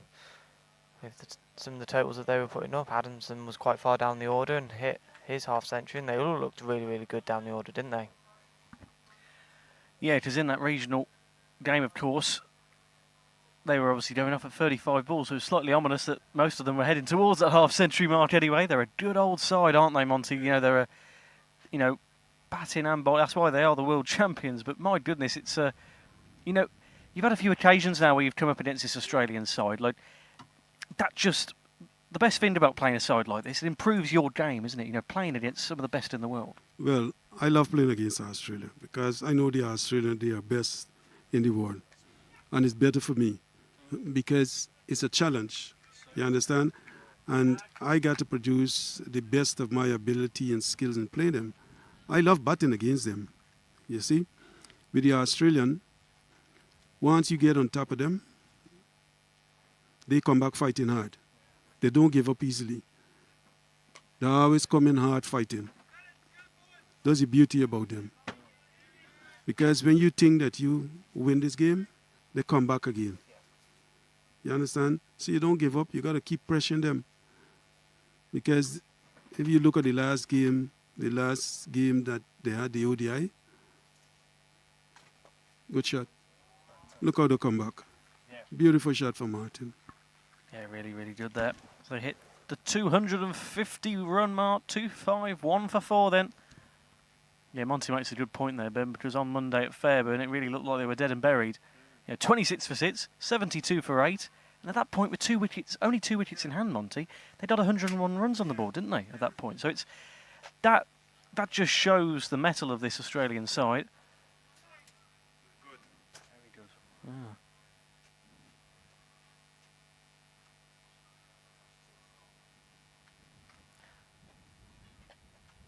Yeah, just over 3 hours. This innings here, and they've hit the 250 runs. Really good metric for them to hit, Ben, isn't it? Yeah, exactly that. It's really, really good. Really, really good batting. Yeah, big thank you to Monty Douglas there for giving some fantastic insight as always. It was great to have him on at Fairburn and here at Stratford. Big thank you, Monty Douglas. Thank you. Yeah, great to get that insight, Ben, isn't it? Because it's always, we can say only so much about what we can see on the field, but that is someone who's just almost hit that half century. 46 for Monty Douglas there. Gives that insight, doesn't it, Ben? Because, we feel quite warm just sat here, but my goodness, playing out there in that 30-degree heat, he's done very well for himself there, hasn't he? Him and Neil Brathwaite. What a partnership they had today. Yeah, they were the standout pair, 90 between the two of them in their partnership. It's been really, really good to see, but I'm enjoying this partnership as well. Yeah, they're doing well to end this innings, aren't they? 7 deliveries remain then. Yeah, they've done well since losing that last wicket. Yeah, 208 for 4 was when that last wicket was took. The dismissal of Brathwaite. Yeah, don't want this over. 2 boundaries, only 1 dot ball there. Quite a successful over there. 1 to go then.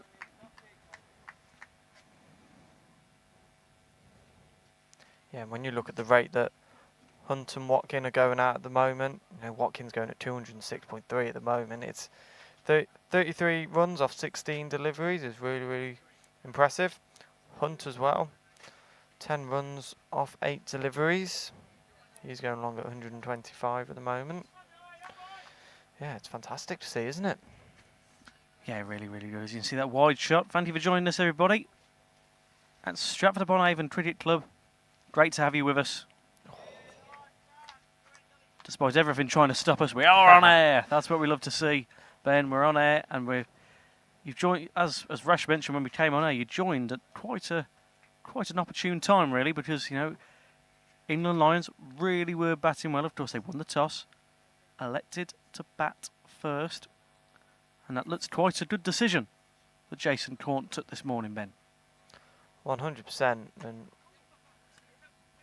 that's well fielded. Really well fielded once again. Really good running between the creases as well to get a few runs there. Approaching that 260 mark now that Monty's on about, and there we are. That's a 50 partnership between these two now. Only 18 minutes. Wow. 25 balls, 50 runs between these two. Very, very good going, isn't it? My goodness. Doing really well. Blaring again, and it's up in the air, and it's going to fly towards the boundary for 4. Yes, it is. Another 4, and they hit that 260 mark that Monty predicted. 262 for 4 then. Yeah, this is looking a really, really good total. And as Monty said as well, it's in their court now, having chosen to bat first. The Australians have got to come to them. So, it's really, really good to see. These deliveries by Blair, the captain, are incredibly fast. Imagine facing that, eh? Crikey. But yeah, another good effort. Fielded well, though. And only one more to the total then. 263 for 4. But as Rash mentioned, actually, Ben, it's it's pretty tough going to have quite a the ODI at Fairburn on Monday, and that was a tough old game. Australia really could have crumbled after 26 for 6. They stuck in there and did really well in the end to reach that total of 172. And then, of course, Loughborough yesterday, where we were at. Great game, great hit for them. But as we say, being out in that, just got hotter throughout the day, didn't it, at Loughborough? But they had a great hit there, won by almost 200 runs. And then today, look at it now. There you go. That's the end of the innings. And that's Australia have some work to do, Ben, don't they? They do. 265. That's a great total for this England Lions side. Great batting all throughout the order. Brathwaite was the standout there, wasn't he? Almost reaching the ton mark. Yeah, 265 for 4. That's a great total. Yeah, very true that, Ben. Australia having a little chat to themselves around the team. They've got the target of 266 to reach, and that is very, very interesting to see if they can reach that. And of course, unfortunately, we got to the 35 over mark, wasn't it, when we came back? So, Ben, we can have a bit of a recap of what people missed earlier on. Yeah, so the first wicket went in the 17th over, 77 runs on the board, and Mark Eames went out for 29 runs. Brilliant catch by Mugadden at the mid-wicket point. And then Monty Douglas was the next out. When we came back on air, I believe, 167 runs on the board at that point. 46 put up by Monty Douglas. It was great to hear from him earlier on. Sanjay Berry was the next to go, 206 at that point. He went out for 30 off just 16 balls. And then Neil Brathwaite was the last to go, out 4th wicket. What a great knock that was for him. 89 runs on the board off 125 deliveries. And then a great partnership to finish off between Hunt and Watkin. 41 runs for Watkin, 11 for Hunt. And that is 265 for 4 at the end of the England Lions innings. Yeah, they've done really well there. The England Lions. Australia will need to do well to reach 266. Got there in the end, didn't we, after our... it's a shame, really, because it was a really good game playing out, and I'm glad we're back on there. Thanks for bearing with us, everybody, on this YouTube channel. Glad to be with you now here at a very sunny Stratford, a scorching Stratford, as I said earlier in my Rocky piece. But yeah, it's going to be interesting to see if they can reach this target of 266. My goodness! But on this field, and again, with a side like Australia, Ben, you wouldn't put it past them. No, like Monty said, it looks a good batting surface.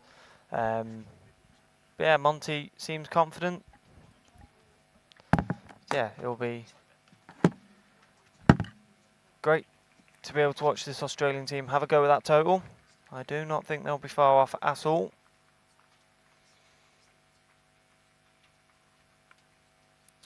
Yeah, 265. It is a big total. But that final partnership was impressive between Watkin and Hunt. Yeah, really, really good, Ben.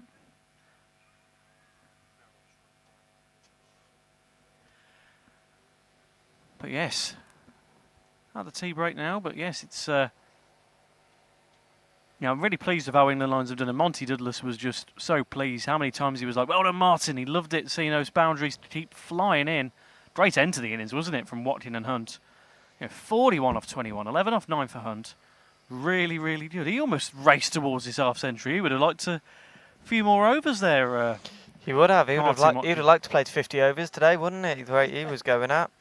But yeah, overall for that England Lions side, 35 fours between the 6 batters that we saw out today. Really, really good. No sixes, unfortunately. Oh yeah, that's an interesting point. 35 4 is quite an impressive total, isn't it? Certainly is. Yeah, it's an interesting point now for, because as we say, most pivotal point of this is obviously England Lions have really pushed Australia to the limit at Cheadle Hulme and Ooty Bridge, and today they've posed a target of well over 250.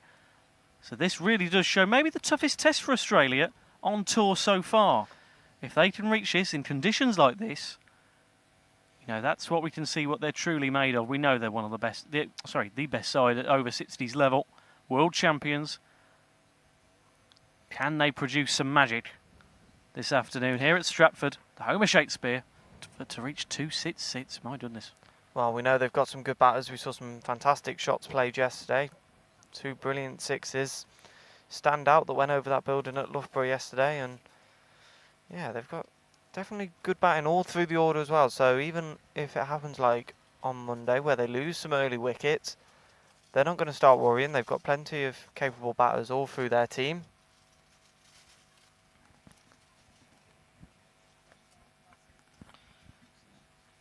But yes, it's really going to be an interesting innings now. We keep saying that, but I'm really intrigued to see what we see this afternoon as the afternoon heads into the evening.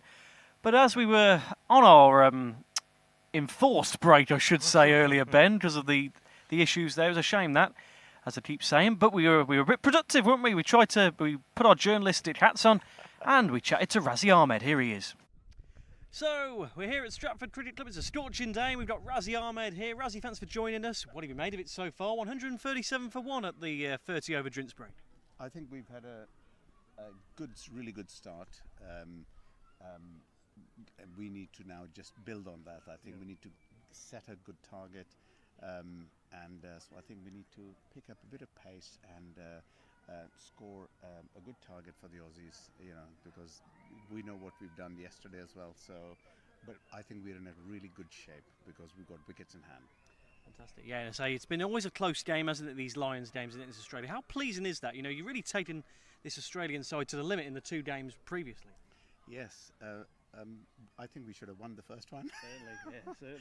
And the second one was also very close, so maybe it's our day today. We just need to do the best we can and win it today.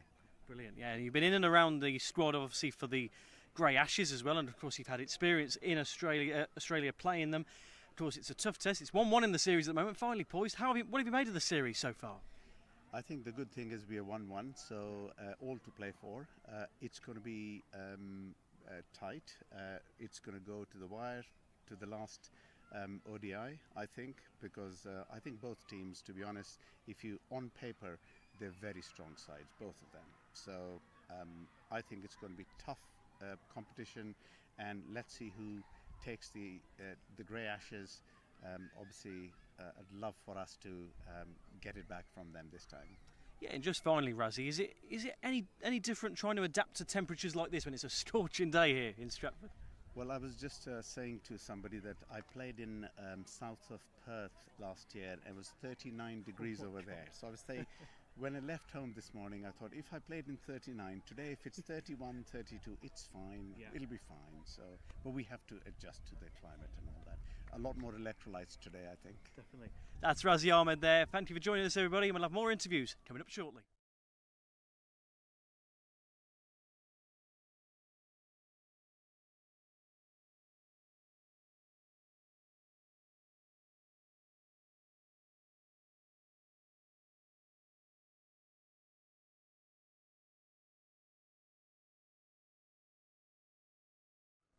So you join us again here at Stratford-upon-Avon. It's a glorious day once again, and I'm joined with Graham Pavey from the Australian team.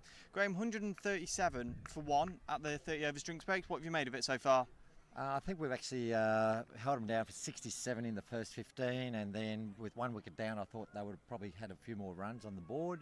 But I think we've sort of tied them reasonably well. The wicket seems to be pretty flat, so I think if we can just probably get a couple more wickets, we just need to get a couple more to actually make a difference and impact and slow the run rate as well. So, yeah, what kind of target do you think England are aiming for at the moment in this first innings? 15 overs to go. I would sort of think they'd be 280. 280, I'd say that's probably a reasonable score on this wicket. But maybe if we hold them to about 220, it'll be good. Do you think you can get that easily enough? I think we've got a solid batting side. There's a couple of guys out this game, but I think the ground's quite quick and it's quite warm, so I think it'll be a good chase. Yeah, in these conditions, it's almost a bit like home for you, isn't it, down under? Yes, it is. Actually, probably one of the mild days. Yes.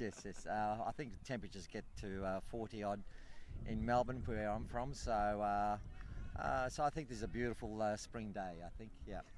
And how much are you enjoying this tour, being over in the UK? Oh, fantastic. This is my second tour. I came here in 23 and it was just all new. We travelled quite a bit, and we had over 30 days we had 12 accommodations, so it was in and out of buses. This time we've got 6, so I think we're a lot more settled in the locations.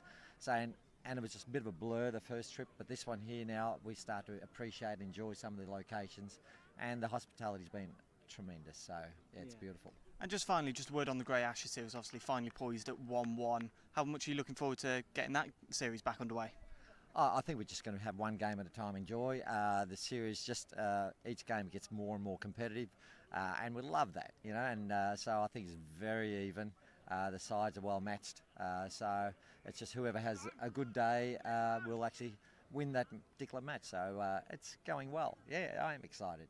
Perfect. Thank you very much for your time. That was Graham Pavey from the Australian team. We'll be back with more interviews shortly.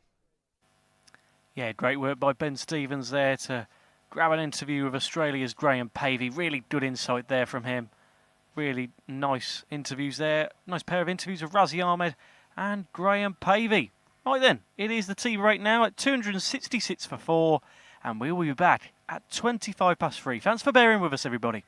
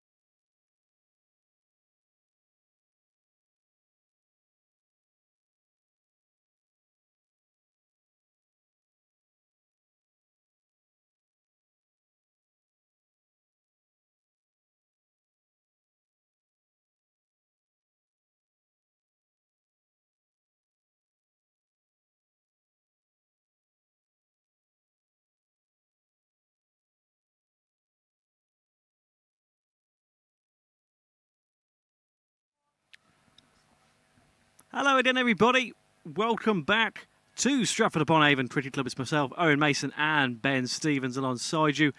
We are moments away then from this Australian innings. They are trying to reach a target of 266, Ben. How do you reckon they'll do this afternoon? I reckon we'll have quite a close encounter this afternoon, Owen. It's we've seen yesterday how good the Australian batters are. It looks like a nice pitch for batting on, like we've heard Monty and Rash both say. So, yeah, I reckon we'll have a really good chase, and it will be close right down to the last over, I reckon. Yeah, it's going to be a fascinating, just to see where this goes now this afternoon here at Stratford. A scorching Stratford, I've said that a few times, but I can't underestimate how warm it is. It's even just walking back from the clubhouse there, Ben. My goodness, have we done a bit of a tan? But well, you can see how red we are, so... I know, I've just been, honestly, this... Never apply too much sun cream. That's a problem, Ben. I'll tell you, that's the problem. But yes, it's a good innings for England, wasn't it? As you say, we had Monty Douglas on, and he was so pleased, especially with how him and Neil Brathwaite did earlier on. You know, what a partnership! As you say, the highlight really of that innings. But even losing Mark Eames at 77 for 1, they then didn't lose a wicket for about another 20 overs at that point. So they did really, really well. Yeah, they certainly did. You know, they put together. Neil and Monty put together a great partnership now, and yeah, that's really what's helped England Lions get to this total, as well as that final partnership that we saw between Steve Hunt and Martin Watkin. They put on a really good showing, didn't they? Hitting boundaries for fun, I think, at the end, weren't they? And yeah, it's fantastic to watch, really, and I'm excited to see what this Australian batting team will do. Yeah, it was a great total without actually any sixes, which, is quite a lot of fours in that, wasn't there? 35. Wow. Yeah, so that's quite a good total without any maximum, without any sixes there. But yeah, Jason Corn will be really happy with how his side have performed there. As we mentioned, really pushed Australia at Cheadlehulme and Oaty Bridge, and today have really gave them a massive test now. This is what we're going to see what Australia are made of now. Can they overturn this target? We know they're a great side. If they can do this, though, my goodness, it's going to be quite ominous for the third ODI at Tame.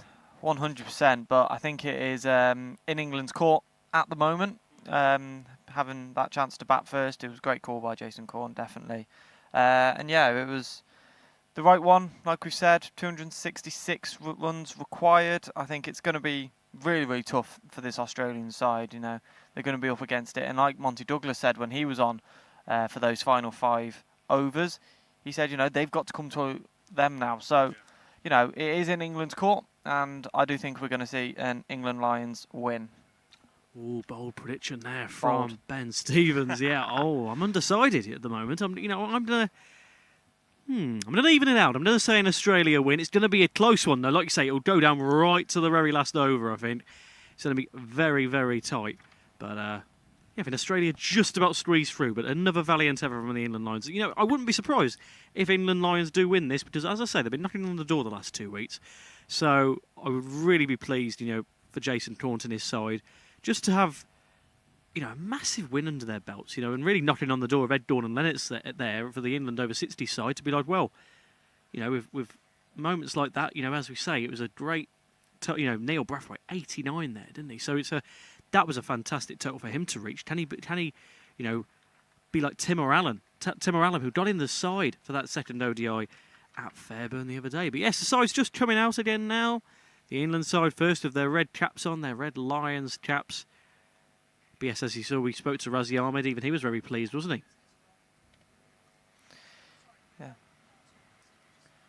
Yeah, Razi Ahmed was really, really pleased, wasn't he, with how that was halfway through the game, wasn't it? In our enforced break, but even at that point, I think they were 137 for 1, and he was so pleased with how they did. And I think now it's just how Australia start this, because as we saw at Fairburn the other day when they went down to 26 for 6, but even so, they didn't panic, as we mentioned. They didn't panic at that moment. But you just see, towards our position now, Neil Brathwaite is just coming towards the boundary. Ben, I'll tell you, you'll see some fantastic fielding from him. He just absolutely dives for it. So agile. Yeah, I've not seen this England Lions side field, obviously. Yeah, this is my first game watching the England Lions this year, and yeah, it'll be really, really interesting to see how they do field. And yeah, I'm definitely excited to watch this second innings. It's going to be exciting, isn't it? This, can Australia reach that 266? Yeah, I think. And there you are. There is the man that nearly got the triple figures. I think you can hear us talking about him. He's looking over at us then for a minute. Yeah, 89, fantastic total. As I mentioned, he'll be knocking on the door of Ed Gordon-Lennox to be into that third ODI squad. Of course, that's going to be at Tame a week tomorrow. Fourth one-day international in the Grey Ashes series at Sparsholt on the 21st. And then Royal Ascot to round off the tour, the fifth and final one-day international at Royal Ascot. There we go then. We're underway. First of all, for Australia, it will be Darren Smith and Alan Muddleton. Yeah, and Jason Corn, the England skipper, having a bowling the first over. Be Darren Smith always quite often an opener for Australia. He'll be looking for something a bit better than when he was bowled up for 17 for 1 at Loughborough yesterday. That early wicket took by the Midlands 11. The fine facility of Loughborough Cricket Club. Yeah, and it was a great run out as well. Yeah, sorry, Aaron. No, don't worry. That it was was a great run out. I just wanted to mention that there was some brilliant fielding on show yesterday, wasn't there, from both sides? Yeah, really. That's a nice shot.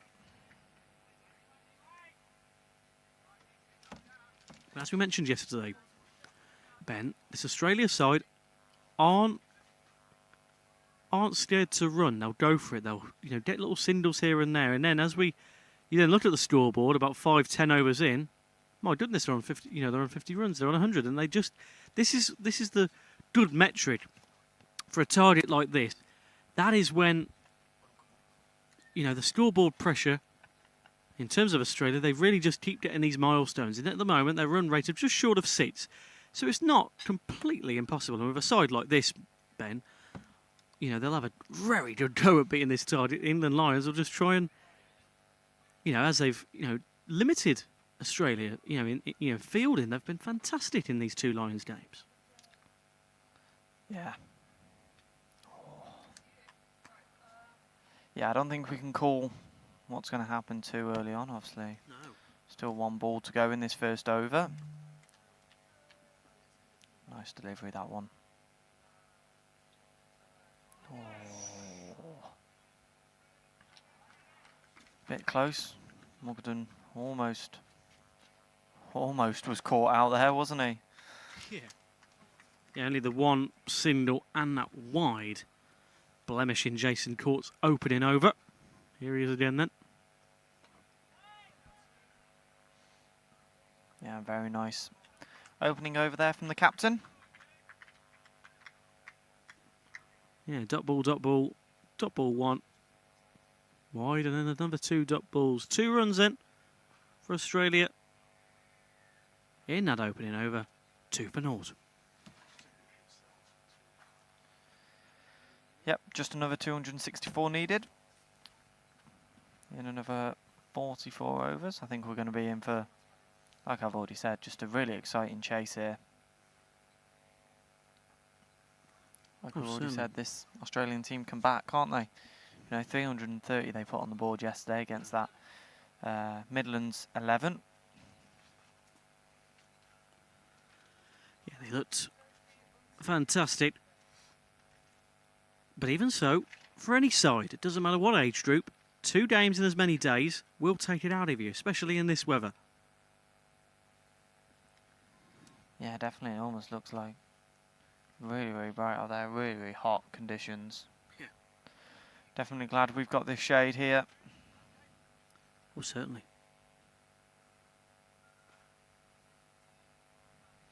Yeah, Darren Smith just taking a bit of time to get himself ready for this second over. Trying to line himself up with the stumps, and then looks like he's almost ready to face the ball now. Will be Kevin Watson.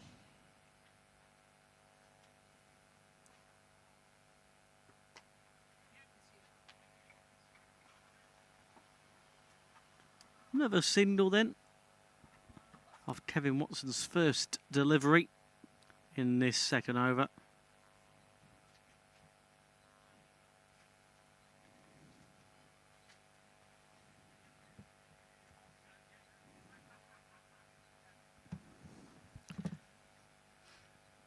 Here at a scorching Stratford Cricket Club, 3:30 on this Thursday afternoon.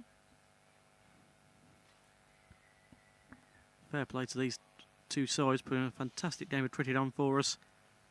And a nice crowd. Look at this crowd form. I've just noticed that, really lined up in the shade. I was just about to say that. They've all found that nice spot of shade over there. Yeah, they're enjoying this, aren't they? Yeah.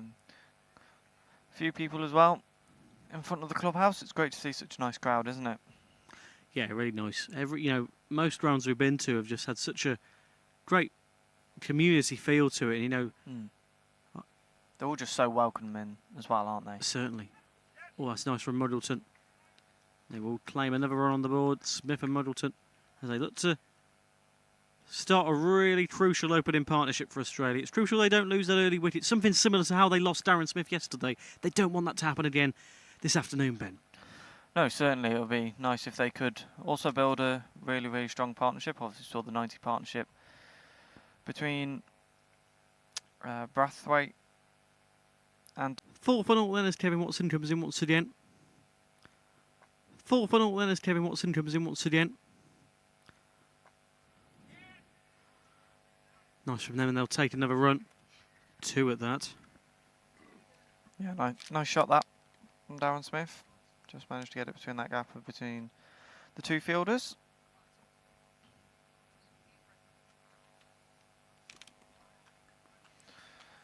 I'll move Australia up to 6 runs.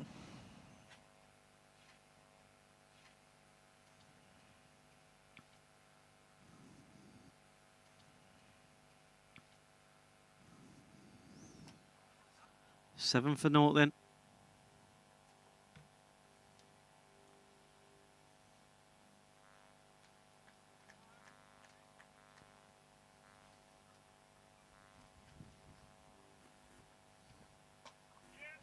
Yeah, we know this Australian side, but as you mentioned, they've got some fantastic hitters all the way down the batting order. Now, we saw that at Littleborough a week or so ago.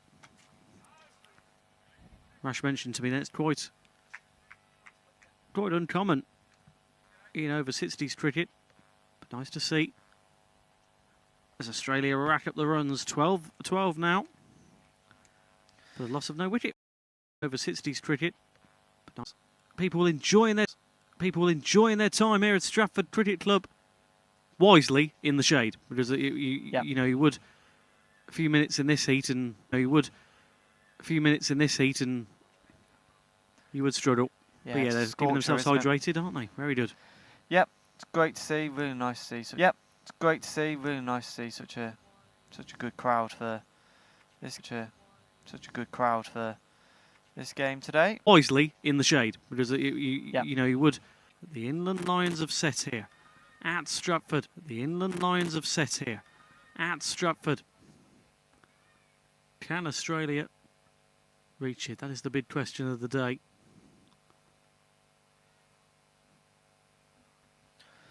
Yep, 14 without loss still at the moment in this 4th over. With 252 required to win. This is what England needed at this point, I think. Just as Australia were looking to just rack up a few runs. It's early doors, of course it is, but even so, few dot balls in succession doesn't go amiss anywhere, really limiting Australia to anything big here at the moment. Watson in again then.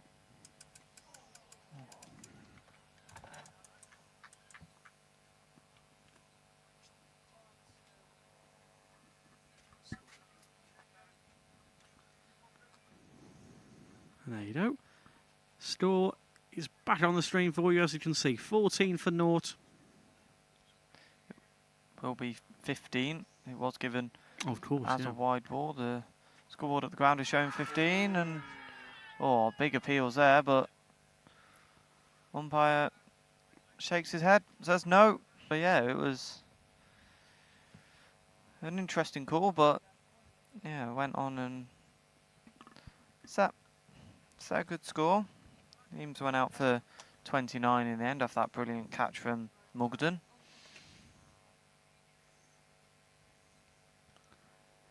Here's the captain and Jason Taunt again.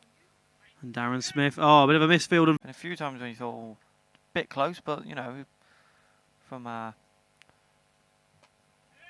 view, they've always taken good times, and we'll get another 2 at least here.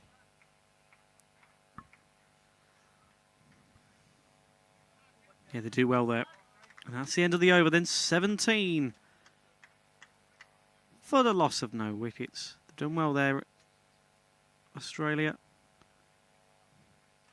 19, Yeah, I should say. 19, yeah. Yeah, there we go. I wasn't sure if it had updated, but yeah, 19 for 0. A good start from Australia, as we'll leave you in the capable hands. We'll do a bit of a substitution in a moment. First of all, you'll hear the voice, the dulcet tones of Matt Evans.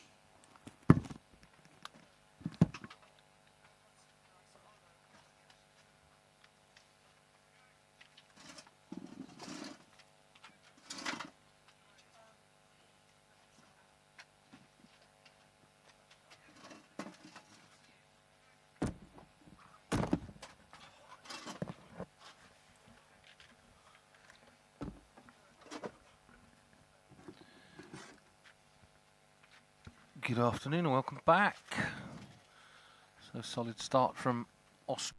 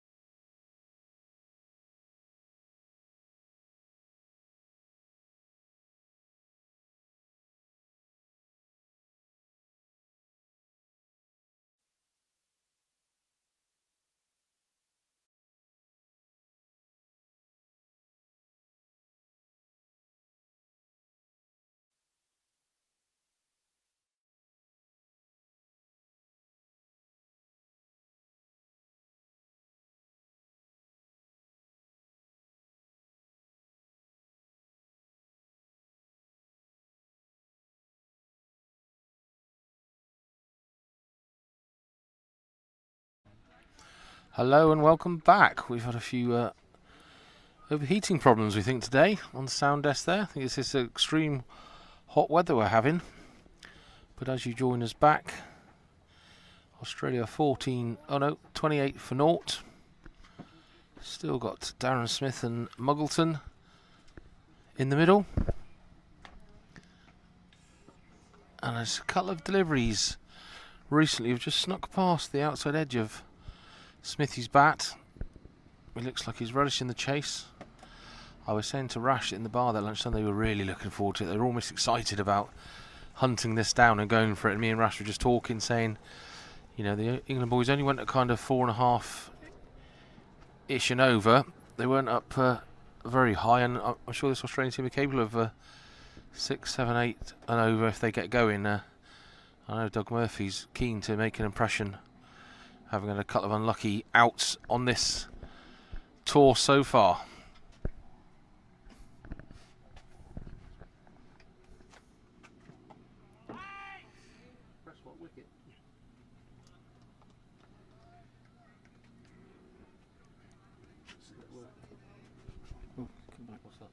Come back.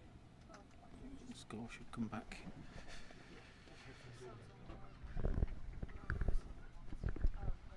What's that? My headphones are not working. No.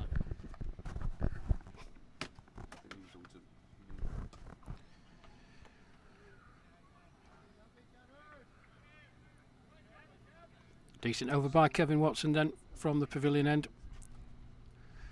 8 overs gone. Australia 28 without loss. Chasing 266 to win another 238. Kevin Watson 4 overs, 1 made and no wicket for 6, so tidy from him. In the previous Jason Cornt over,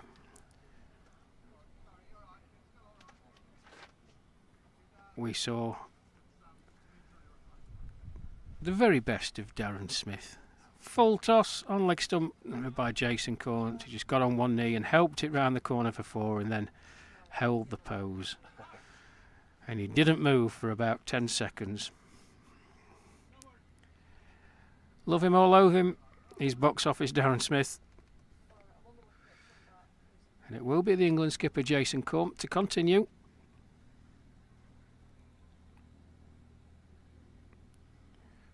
From the, what do we call it, Matt? The Stafford Eye? Is that what we called it in the end? Stratford Eye. Muggleton just a bit uppish as he played forward. Back down the pitch.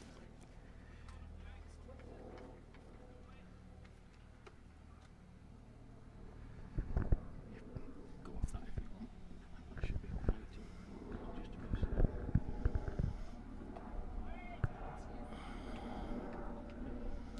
Just 30, yeah, so 30 for 28 for naught to Australia, and it's Jason Cornt bowling, as Rush says, from the Stratford Eye end in the 9th over here. So they're trickling along nicely. Took a bit of divot there, did Alan Muggleton. He dug the ball out. I was just looking at run rate, currently 3.3, required is 6.5, so Australia can't hang around too long just finding their way. It's always good to get you. Oh, they've appealed there, and then Darren Smith said run. Umpire not interested. You see from the replay there, he's gone forward, it's wrapped the pad. Very far down, wasn't he? Very far down the wicket when that hit. So not sure what's happening here today. A few technical things. The heat actually, which is most un-British. Being too hot for our equipment. See what Cornt can throw down at Darren Smith here, who really looks up for this battle today in the field. Like I said, he was prowling around like a caged tiger, screaming and shouting and geeing everyone up. He's knocked himself a little single there.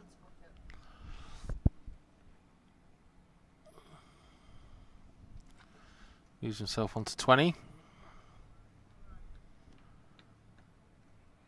Muggleton's still on 5.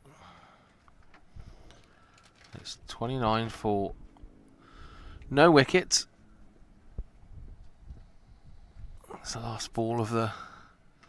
Oh, it's airbound, but it's driven through covers straight past the fielders, and that's going to be 4 runs.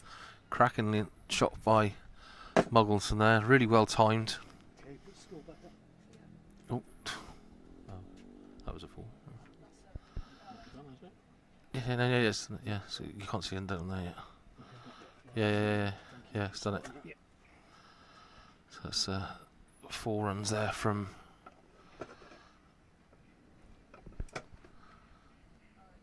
Muggleton. Takes Australia to 34 without loss. As Kevin Watson prepares for his 5th over. Great run rate per over by Kev Watson at the moment.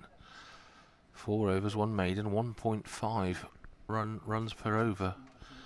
And there's a new little conflab here, so again a bit like the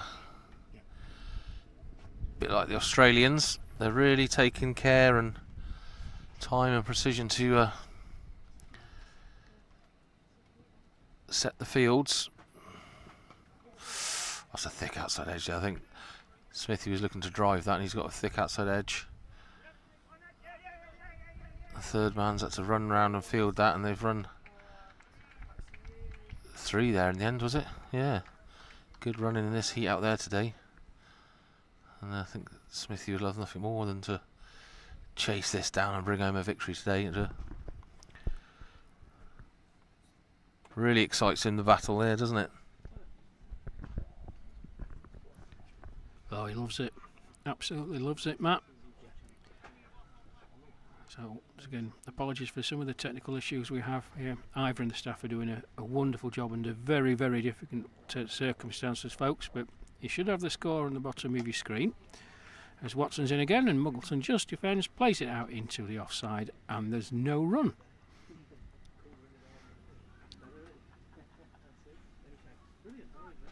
Decent start from Australia. They won't be panicking at the moment. I don't even think they'll be looking at the scoreboard, in fairness, Matt. Just getting the pace of this pitch. Oh, that's an edge.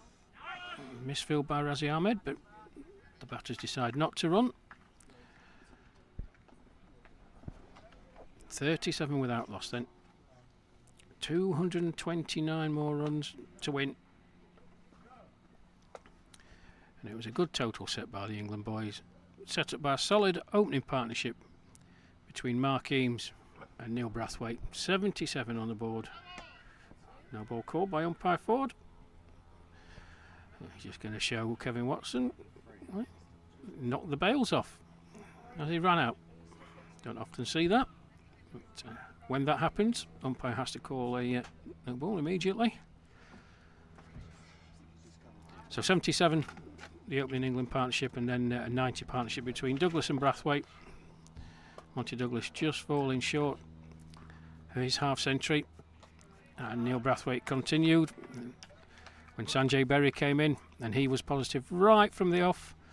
I think he got 30 odd of 16 deliveries.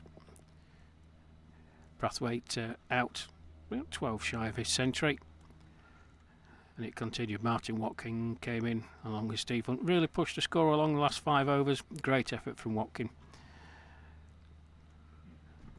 He's got him! Watson strikes. Just having a look at this again on the replay. Muggleton is going back in his crease. He may have got a little snick on that.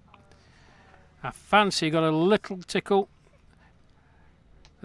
Cannoned into the stumps. Australia lose their first wicket. Alan Muggleton gone for 9. Bowled Kevin Watson. England strike. Australia 38 for 1.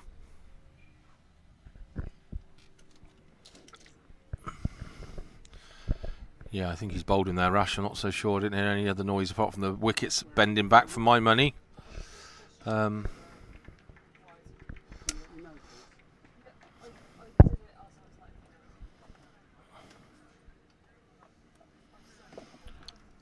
As I'm going to take their first wicket.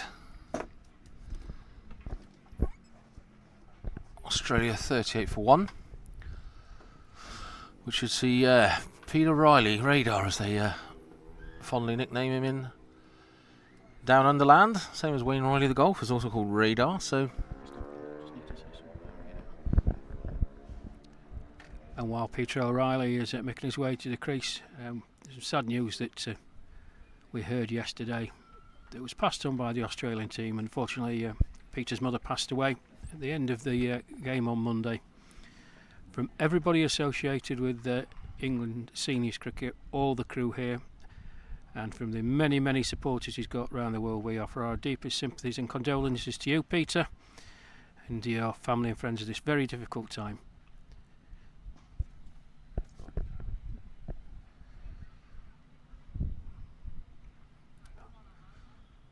Well, it's the old stages, and what Mummy saying, that reunited.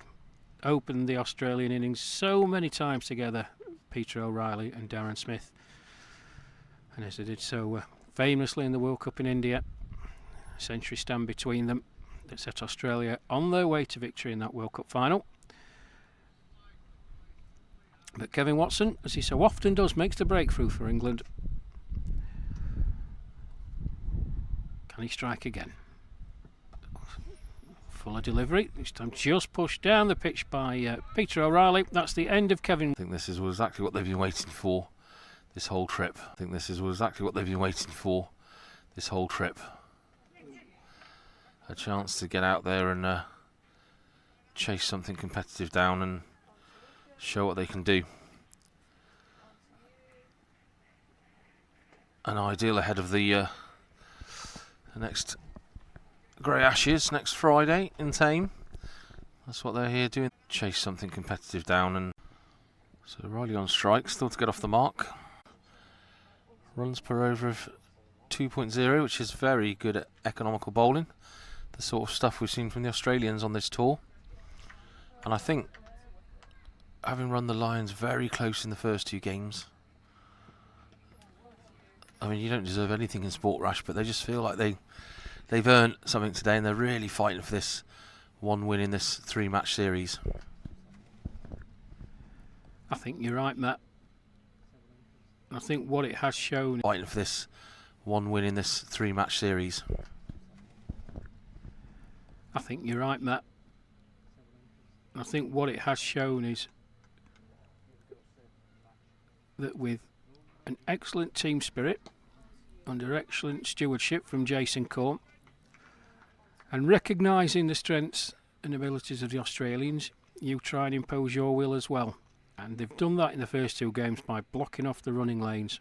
We know how the Australians like to play. Their blueprint doesn't change. They like to put pressure on you as a fielder in that 30-metre circle. What the Lions have done particularly well in the first two is field very, very positively. Well, that's a bit sloppy. Fielder got there. Just allows them to trot through for a single.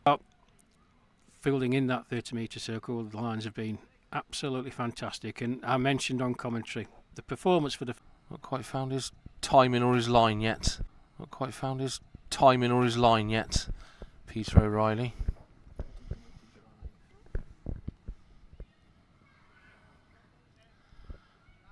Watson gets the top of his mark at the pavilion end. Last ball of his 6 over. Oh, that was a little bit far, and that was the drive there. Rash was just gesticulating next to me how he likes to drive. And he's just driven that straight past the bowler, straight past skipper Cornt, and 4 runs for O'Reilly to get him off and running. And this could be a dangerous little partnership, couldn't it?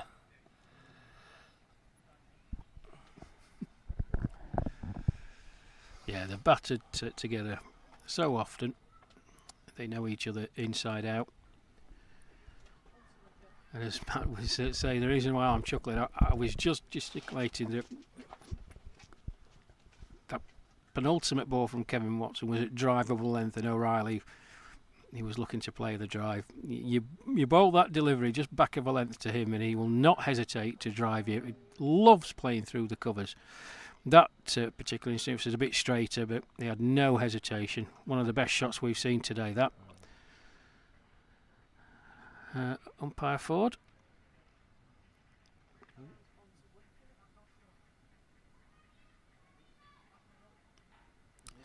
He's just gone off to speak with umpire Bees. Now there is a change of umpires here because there are the two local umpires. Umpire B's who's coming on. Unfortunately, I didn't manage to catch the umpire's name standing at the far end, but I think Noel deserves a rest. He's been on his feet all tour, bless him. And his third game in 4 days in this heat. Yeah.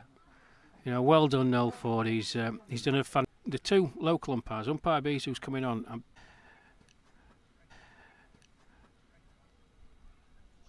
And the mental issue that they're under, having suffered the defeat on Monday, travel day on Tuesday, playing in that heat yesterday, fielding in that heat today.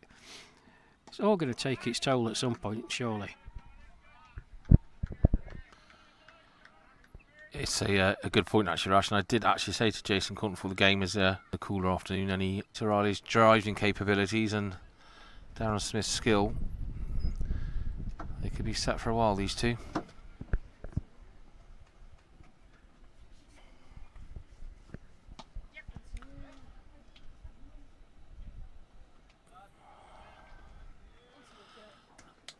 As Corn just concedes another run off his last ball. We saw it on Monday when he took that unbelievable caught and bowled return chance from Ed Gordon-Lennox and gave him the old... he said he didn't give him the send-off, but he twirled his finger around, and I think there was a little send-off. But off the pitch, he's a really nice bloke to speak to. Just competitive, isn't He plays the game the right way, Matt. Competitive is the right word for it. On the pitch, he will do absolutely everything to get Australia home. Off the pitch, he's more than happy to sit down and speak with you. So the first bowling change, and it's going to be Dave Christmas, or Mr. Easter as Owen called him. Bless him, Owen. It's Dave Christmas who's going to replace... I think the sun's got to me, you know. I'm addled. Dave Christmas from the pavilion end, he's going to replace Kevin Watson. It was a good spell from Kevin, taking the only wicket so far, at the wicket of Alan Muggleton.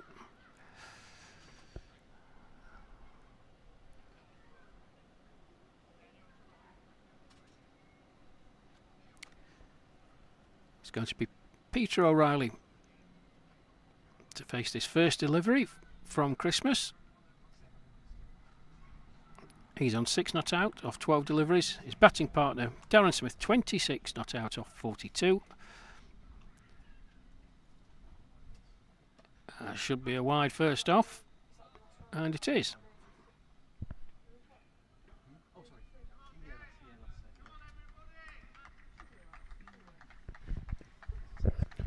Yeah, the only thing I spot straight away, Rash, is Monty. Christmas bowls another wide, and those two deliveries, listen, they were only about 6 yards away from Monty Douglas. He could have run to his right and made an effort, but he just let him go for Sanjay Berry to do the cleaning up. Covering that massive gap on the boundary. And that's exactly what I would have said. Let you see him there. He sprinted in there. That's exactly the point we're making, you see on your screens. Razi Ahmed sprinted in there, stopped the single. Darren was already setting off there for a single, but because he sprinted in so sharply and picked that up, they've avoided Australia taking the single. So I just think sometimes the England team need to think about the mobility of their players, where they're peeled, and it's takes the Australians in this 14th over to 57 for 1. Smith on 27. Oh, is it 61 for 1? Our system's not updating. 27 for Smith, 14 for O'Reilly. 4 smashed off the second ball of Jason Cornt. 2 balls delivered, and like Rash said, he's just struggling a little bit today, and probably the length of their spells is a factor here. I mean, you have to be here to appreciate it, but it really is a hot day. Jason Cornt. I mean, you have to be here to appreciate it, but it really is a hot day. Really is warm, and taking it out of the players, so I presume kind of 4 over spells are probably the max some will bowl. I think Kevin did 5, didn't he, Kevin Watson? But I can't imagine what it's like having to be running around out there, and Riley's got the toe end of his bat on that one. You'll see from this replay, he's toe ended it. It's bounced down near his stumps. Let's see how close it was. Oh, and it's just passed by the off stump. There, so that's a dot 4 dot dot. Roost to come. Me and Rush will be cool gin and tonic for 10 overs while Owen Mason and Ben Stevens look after you. Well, I was just saying that because Rush is buying, but classic Northerner asked me if I was buying first. Stereotypes and all that, eh, Rush? Jason throws one down, little push forward by O'Reilly, and we'll leave you with Owen and Ben.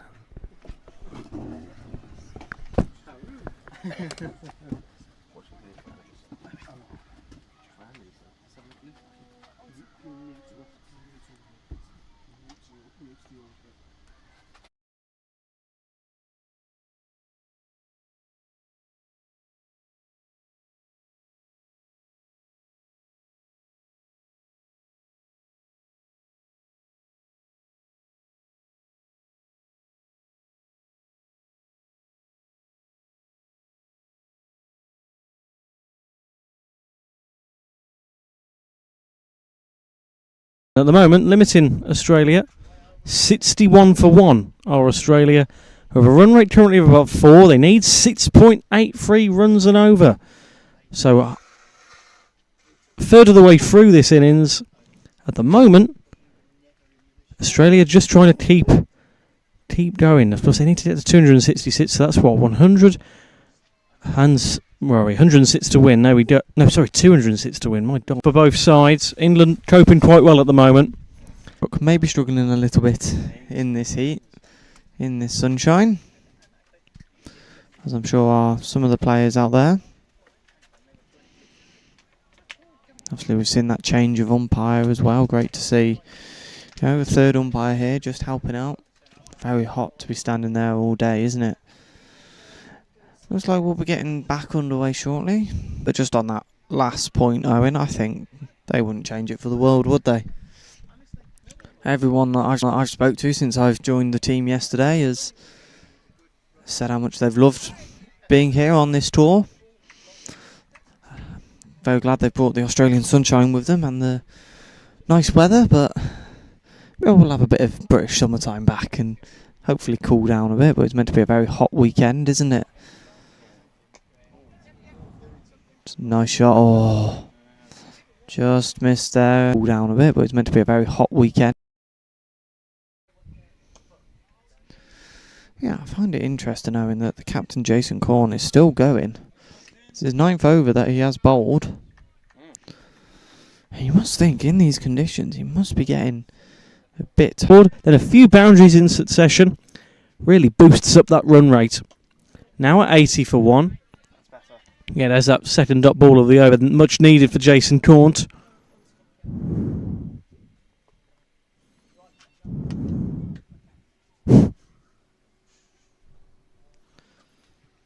Another delivery from Cornt provides another drop ball. Confirmation we are on 80 for 1 at the moment. There we are. Scoreboard has updated on screen.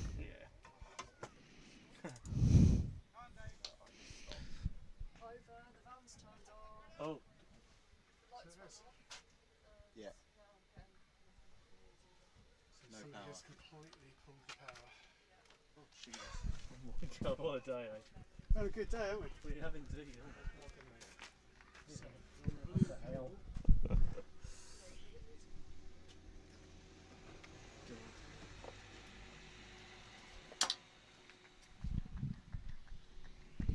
He's just lost it. They're going to kill someone. Yeah. They're actually going to commit murder in Stratford. Yeah. He just jumped over a gate. He's 16. Why have they done that then? Oh, dear God. Oh, what is that? Thing off Benny's. Everyone's falling apart today. Oh dear. I really hope. I'll be happy if someone has actually pulled the power out and it's not just overheated. No, it does look like the power cord's been pulled out. Right, I can't okay, see good. it in the wall where it was. I can see the Brilliant. socket. I can live with that. How is that even happening? Is this someone accidentally did that?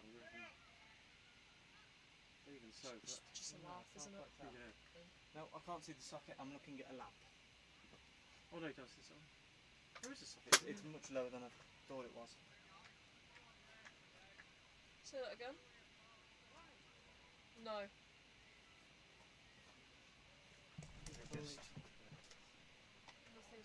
Nothing's come back for me, not the lights. No, nothing's come back. That's still work. I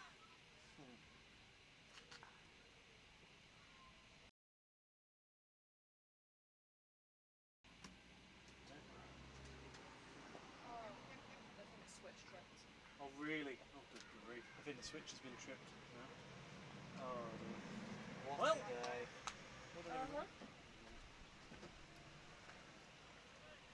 Yeah. I know what a wide is, Benny. You told me what I've got to cover for as well.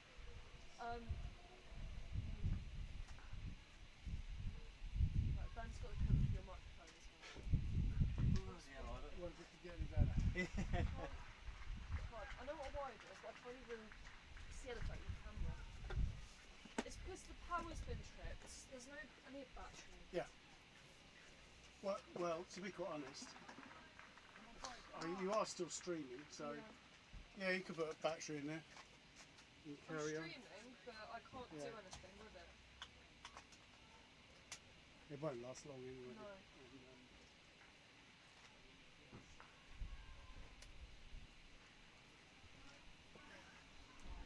We've got no audio then, have we? Weirdly, the audio looks like it's still working. Why is it struggling? I can't. I don't know.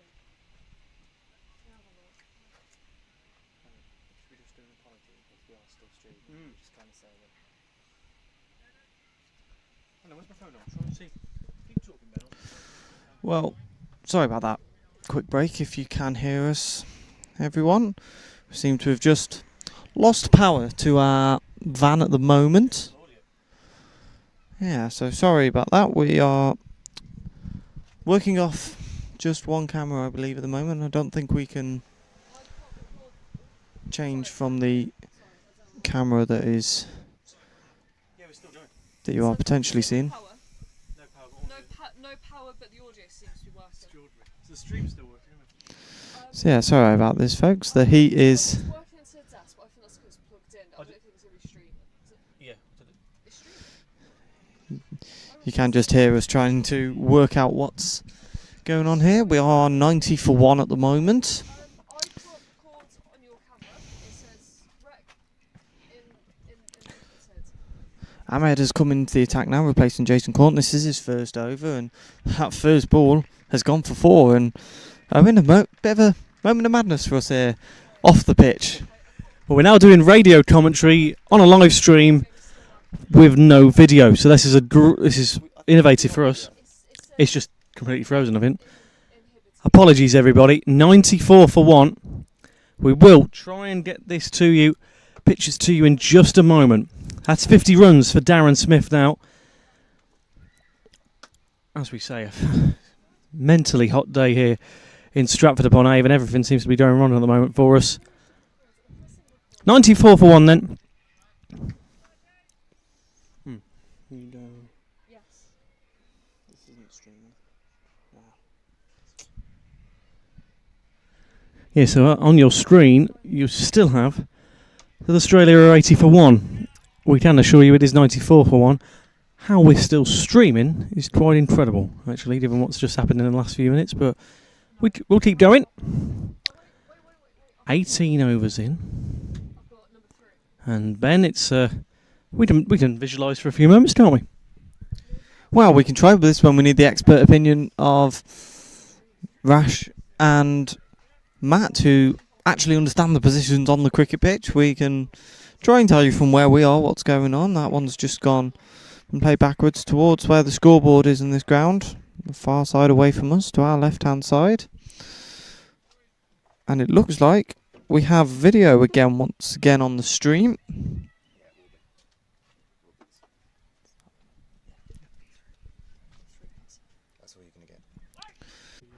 100 mark. There we are.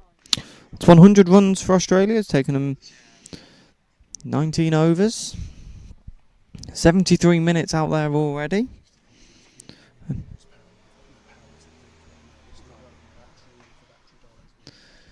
Yeah, so just an apology. We are running off battery power at the moment, so if the stream, our brilliant technology that is still going on Rash's laptop is telling us they need to be going along at 6.4. But like we keep saying so many times, Owen, it's a case of can change quickly. A couple of boundaries together and that run rate quickly improves, and 165 needed to win, 26 overs remain today, and yeah, it's an interesting one. It's set up nicely. Yeah, as you can see, we've got this one camera shot at the moment.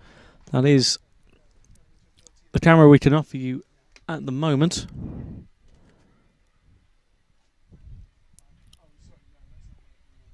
$101 for 1. Of course, you would have seen Alan Muddleton's dismissal at 38 for 1.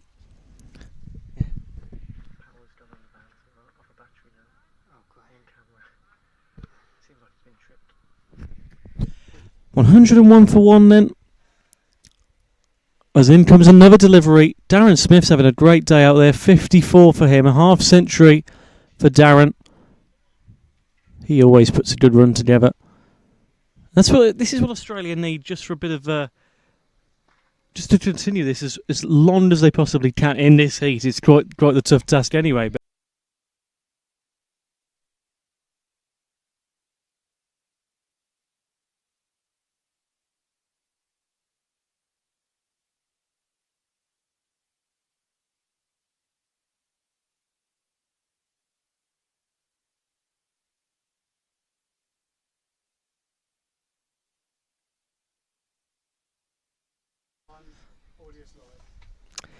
good afternoon, everybody.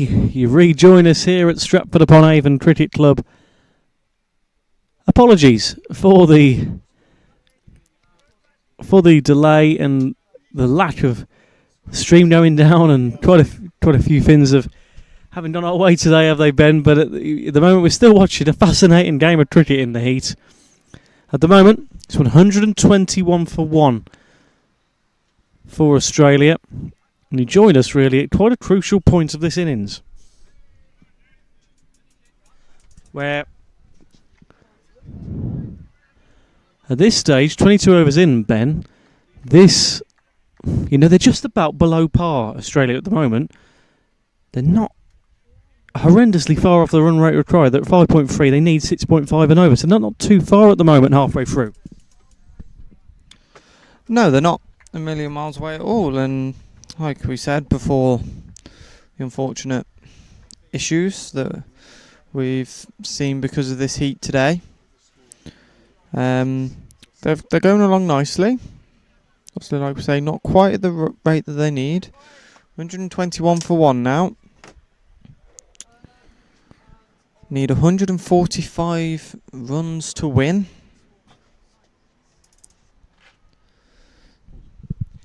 Yeah, just an apology as to why we came off air. It was a thermal cutout of our extension leads, which just shows how warm it's been today in Stratford. Goodness me, 30 plus degrees. But one thing that is heating up, Ben, is this game. I tell you, 121 for 1. Australia, Darren Smith is still in bat, and he's hit 70 now, not out. Peter O'Reilly, 28. 145 left for them to reach. It's going to be an interesting few overs. I think by the time we get to that drinks break, then we see where Australia are at. Then we can see if we're in for a grandstand finish or not. With shots like that will be prevented the boundary. Oh no! It just about trickles through. Will it reach the boundary? It doesn't. No, that will be another 4. That's a crucial 4. Australia then on to 125 for 1. Because of that. And they're just starting to, every so often, these boundaries are coming. Ben, they're on their way almost. Yeah, that one was a bit of an unfortunate one. It was almost fielded and not something we've seen too often today. England Lions have usually been quite good in the field. That's just a bit of an unfortunate one. Yeah, like you say, Australia 125 for 1 now. Oh, and that one was almost caught there. It will go for 4 once more, and that was a bit of a nervy one, wasn't it, Owen? It was. That almost was a great catch, but that's 2 consecutive boundaries for Australia. 129 for one then now. 137 to win. They're looking all right for it. Dot ball 4-4. Wow. Yeah, if they can continue going along like that, another couple of boundaries, they'll be very happy with that. Smith and O'Reilly are having a lovely time out there together. Running. One more added to the total, 130 now, and yeah, they're forming a really good partnership. You can hear them communicating really well with when they're running, and smart decisions once again, like we've seen quite a few times.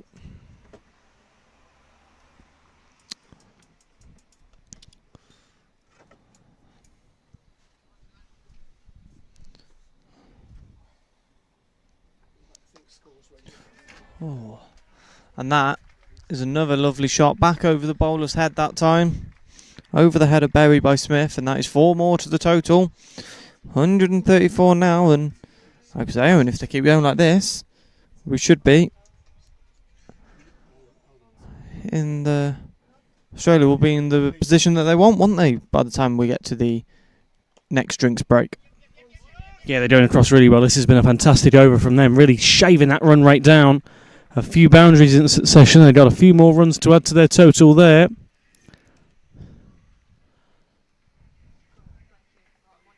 $135 for one. Successful over for Australia, as they only need 131 more runs to win, with 21 overs remaining. Here at Stratford-upon-Avon Cricket Club. Thank you for bearing with us through the different outages we've had today. The game is still being played, and we're getting a very fascinating end of it. It's going to be a grandstand finish here at Stratford. 135 for one. Can England hold on? Or will Australia claim all 3 Lions victories? It'll be a valiant effort, though, from the England Lions in any case, though, Ben. Yep, like we said, really impressed with their innings today, 265. Yeah, Monty Douglas was happy with it as well, wasn't he? He was calling it up when he joined us for those last 5 overs, and yeah, he was really happy with that final partnership that we saw between Watkin and Hunt, and the Australians will need something like that, won't they? Need to start getting a few more runs more consistently. There's another single. 136 now. Yeah, like I said, our run rate's gone up a little bit.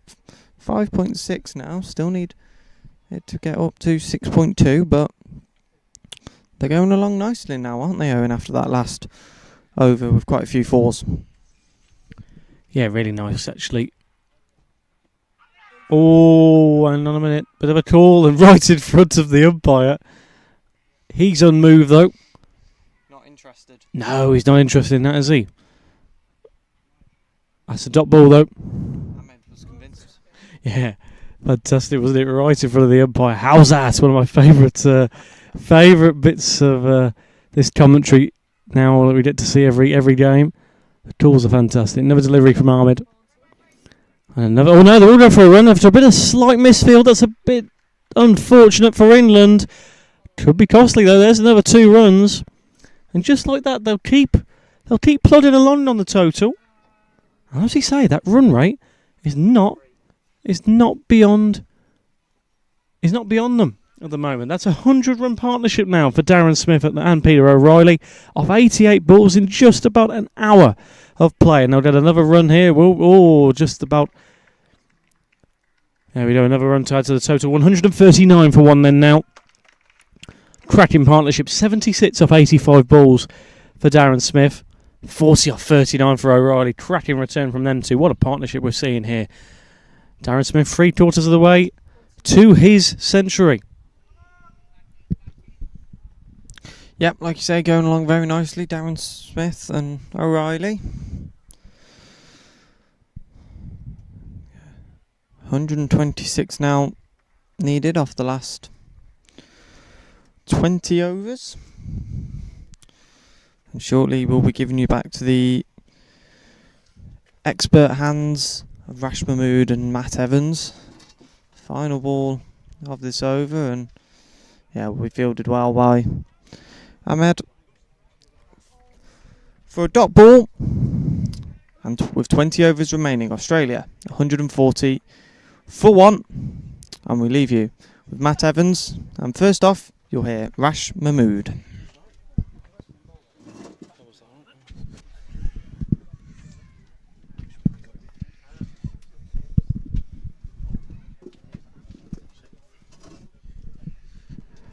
Thank you very much, Ben. Thank you, Owen. Oh, well, me and Matt have had a very pleasant time to the clubhouse for a little libation. Pop, I hasten to add. It's a glance and eye over the England-India score. 4 wickets down for England, I think, last time we looked. So 25 gone here, as you heard Ben say, 140 for 1. Darren Smith going along very nicely indeed. 77. Peter O'Reilly on 40, off 40 balls. Just being a bit loose, a bit wayward from the England bowlers as we were on the sidelines. 126 more runs required then. England have just got to find a few overs where they stem the flow of runs, I think, Matt. Yeah, 100% Rash. And balls like that are not going to do it. That's not watch yourself over. Ooh. Christ, I thought I was landing on over his head there. Catch it, boys. Let the side down there. Owen and Ben. Catch it. The ball just smashed for 6. Out here at square leg by Darren Smith. He's charging. Do you know what? I said to Doug, I had a dream last night. We had a century today. I thought it was him in my dream. I said, Dougie, you're getting a century. I had a dream when Aussie got a century. So let's hope we can see our first, well, you said second and first of these Lions games or England. But yeah, a lot of frustration. Razzie Ahmed at this end is getting really frustrated. I mean, that last LBW shout, I was bang at square leg, and honestly, it nearly was above the pad. It wasn't above knee roll. It nearly missed the pad, and he was slapping his hands and gesticulating with the umpire. And I thought, it's just going to do you no good. You're winding yourself up. It's a bit like why I don't like Tyrrell Hatton as a golfer. He's winding himself up in a strop, and there's a bit of a feel of it out there, isn't there? It's very quiet in the field. You think when the Australians were under the cosh and England were going well, lots of clapping, lots of cheering, lots of spurring each other on. It's very quiet out there. And like Rash says, a lot of loose bowling, a lot of loose fielding. People are missing easy stops, and these two are absolutely filling those boots. And funny enough, as we said, Rash 10 overs on from our first stint. These two wily old dogs are still there. As we keep calling them, that's all they'll tell us off. Still in, still causing problems, and like I said, Darren Smith is absolutely thriving in this environment. I would not be surprised if he just thinks he's going to stay there to the end and get the job done almost single-handedly. He's up to 84 now. Oh, that's only 89 balls off.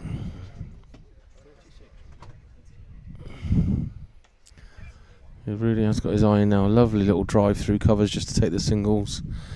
And as we've seen all tour, they're running between the wickets. Absolutely sublime. And we'll keep them going today. This hot weather is causing all sorts of problem with our equipment. Very British of us, not managing the massive temperatures of 31. So Riley just turns that into the leg side. And that's over there. So end of the 26th. It's 149 for 1. Australia. Smith on 85. O'Reilly on 41. And England need a change, Rash. What are they going to do to change this? Well, this partnership now worth 111, Matt. You've got Nigel Moore out there. I would be tempted to get Nigel on. He made his debut last year at this very ground against Wales, playing for England, took 4 wickets. He's always bowled well for England. We saw him bowl well the other day at Uterbridge as well. listen, Razi Ahmed can get wickets, and he does, but he looks way off it today. No disrespect to Razi, but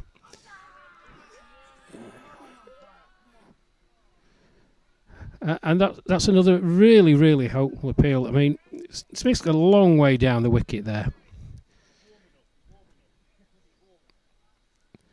and you can just see the dejection in Razi Ahmed. He's convinced he was out. He's getting so wound up. I've got to say, even for our position and where we are now at the moment, we're at the deep point position. It's a very optimistic shout, and if you're giving out as a batsman for that, you're going to do yourself very harshly done by. Frustration, throws one down leg. Yeah, it definitely does need a change. Razi out. He's frustrated with himself. He's frustrated with the umpire. As with that last run, the Australia 150 is brought up in 100 minutes. 26.2 overs as it's taken them.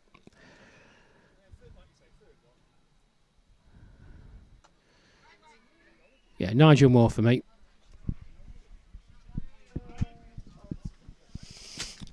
Yeah, your knowledge of the bowlers is better than mine, Rash, but all I do know is something's got to change. They can't just keep plodding away like they are. I mean, even the skipper's gone quiet now. There's not a lot being said in the field. It's deathly silent out there. Razi Ahmed's just winded himself up. A few of these appeals are more than optimistic. And as we said along, Smith and O'Reilly just look in. They just look happy. They're seeing the ball like a beach ball and playing it all over the park.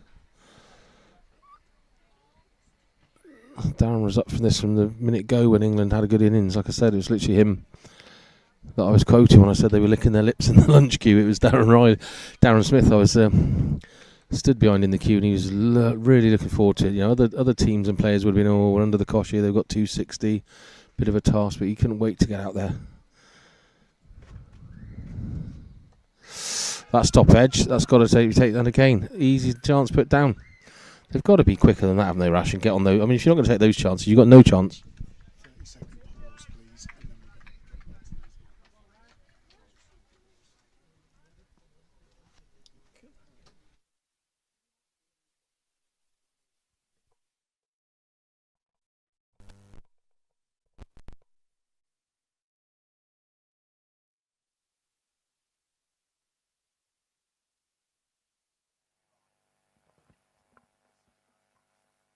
Well, half chance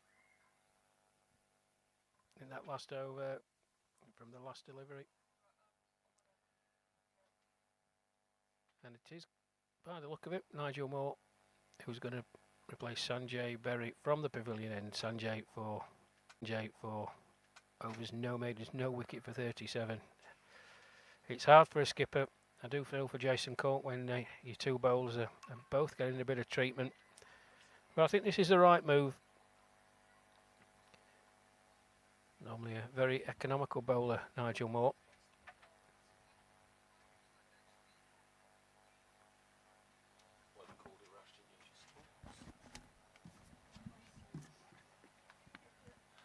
You called it Rash. All the confusion, I picked up the wrong microphone. You called it just a minute ago, and yeah, it needs a change. And I do think also that the skipper here has got to earn his money. He's got to be geeing up that crowd more than anyone. It's deathly quiet out there. You know, if anyone's going to go, come on lads, let's keep it going. I mean, how many Aussies did we hear in the first innings? It's got to be the skipper that leads the way with that, isn't it? Yeah, the tone is always set by the skipper, but you've got some strong characters and experienced characters in this Lions outfit. You've got Kevin Watson, who's probably the most vocal of everybody, and he's always geeing people up. He's on the deep extra cover boundary, way out there. Well, getting some nice shade under the tree.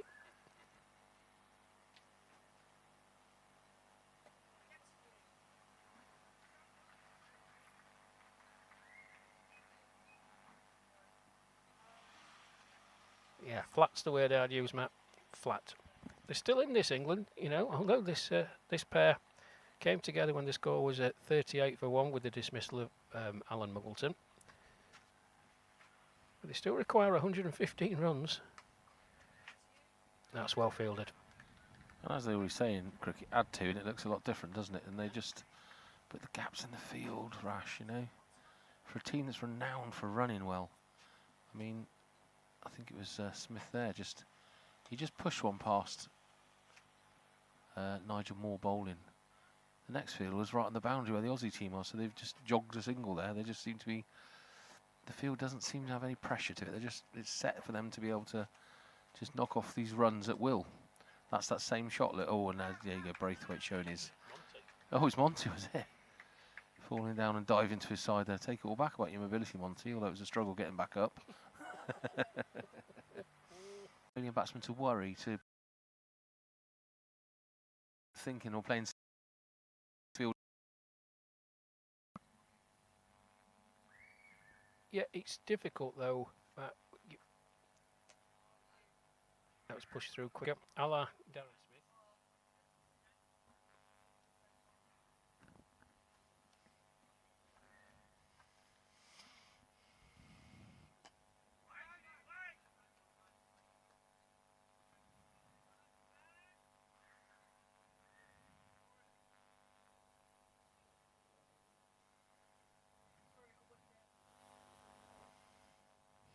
Oh, And then a ranked bad ball to finish. Yeah. It's going to be work for Kevin Watson, and he gets there. Yeah, well done, Watson. It's as if trying to limit the boundaries, but by limiting the boundaries, by having your people far and wide, it just gives the opportunity to the two Australian batsmen to just have a nice push and get an easy single. And they're doing it ball after ball after ball, and you get a ranked bad ball. Suddenly, you've gone 6 and over, and you've not even done anything. It's taken no effort whatsoever. So you're well up with what you need. I mean, the run rate is inconsequential. The run rate at the moment is 5.5. They need 6.7. It's a dead heat for me. That's nothing. They won't even be thinking about that. They'll be looking at, where can I turn these ones into twos? And possibly these twos into threes. Now, I think that's in the last, I'd say 10, 12 overs, England have just gone slightly off the boil and been dictated to. But, turn it round on his head, you know, these Australian batsmen are very, very good batsmen. They're going to do that if they had a chance. That's gone for 4.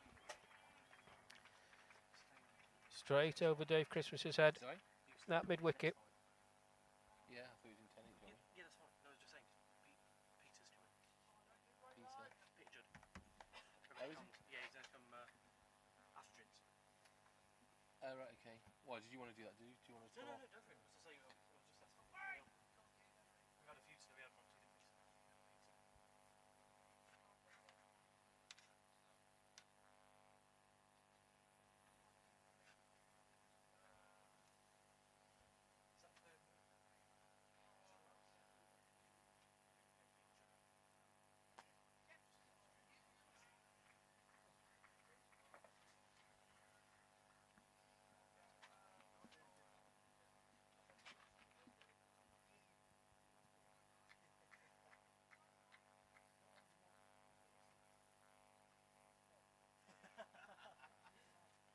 What did he say?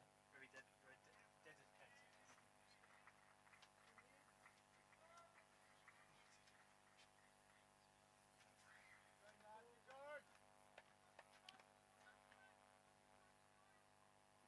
So a 4 off the first ball, just Nigel Moore delivery.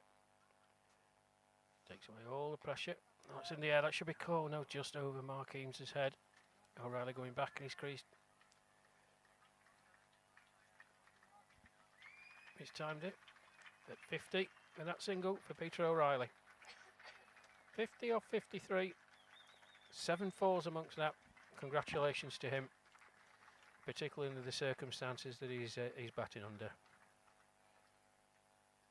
Fabulous effort.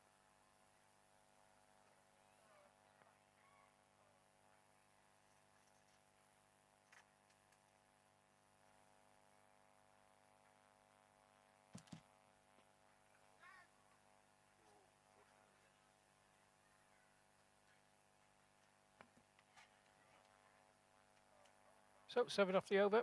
That's 30 overs gone. Drinks will be taken here on a baking hot afternoon at Stratford-upon-Avon. It's third and final meeting of the summer between the England Lions and Australia. England batting first, scoring 265 for 4 in their 45 overs. And Australia going pretty well in their pursuit of 266 to win. Just 100 more required now. Darren Smith, 93 not out of 103 deliveries. His partner Peter O'Reilly with a single off the final ball of that Nigel Moore over. He's reached his 50 off 53 deliveries. England need to find a breakthrough from somewhere.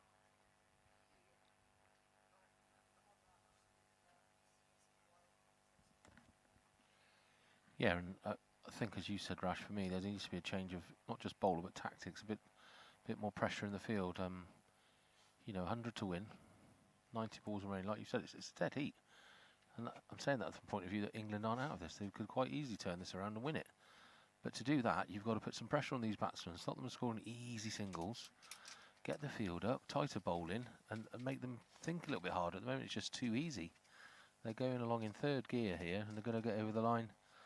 Because the further you go into it, the less the bowler's going to come on, and all runs are probably going to be scored. It needs to be a bit of a tactical change. And I wonder what the captain will be thinking. You know, we might be able to pick Peter Judd's brains as he's going to come over and have a chat with us just as drinks are being taken. He can just as drinks are being taken. He could tell us maybe what he would do in this situation if he was the captain in the field at the moment. Fill us in on the details of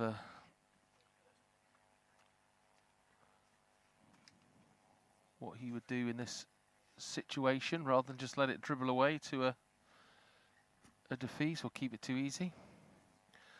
Afternoon, Peter. Good afternoon, everyone. How are we doing? Certainly a little bit more comfortable now than perhaps when we were bowling that last 15 overs and things were getting away for a while. But we felt we'd done a lot of good work in those first 30 overs. I think they'd only scored 137, one down. We weren't expecting 128 runs in their last 15. However, being realistic on this pitch and this ground and this heat today, I think the score of 265 was probably a little bit under par. Yeah, we said the same, and we're just going to pick your brains about, we were saying the game's pretty even here. It's 100 runs to win, 90 balls remaining.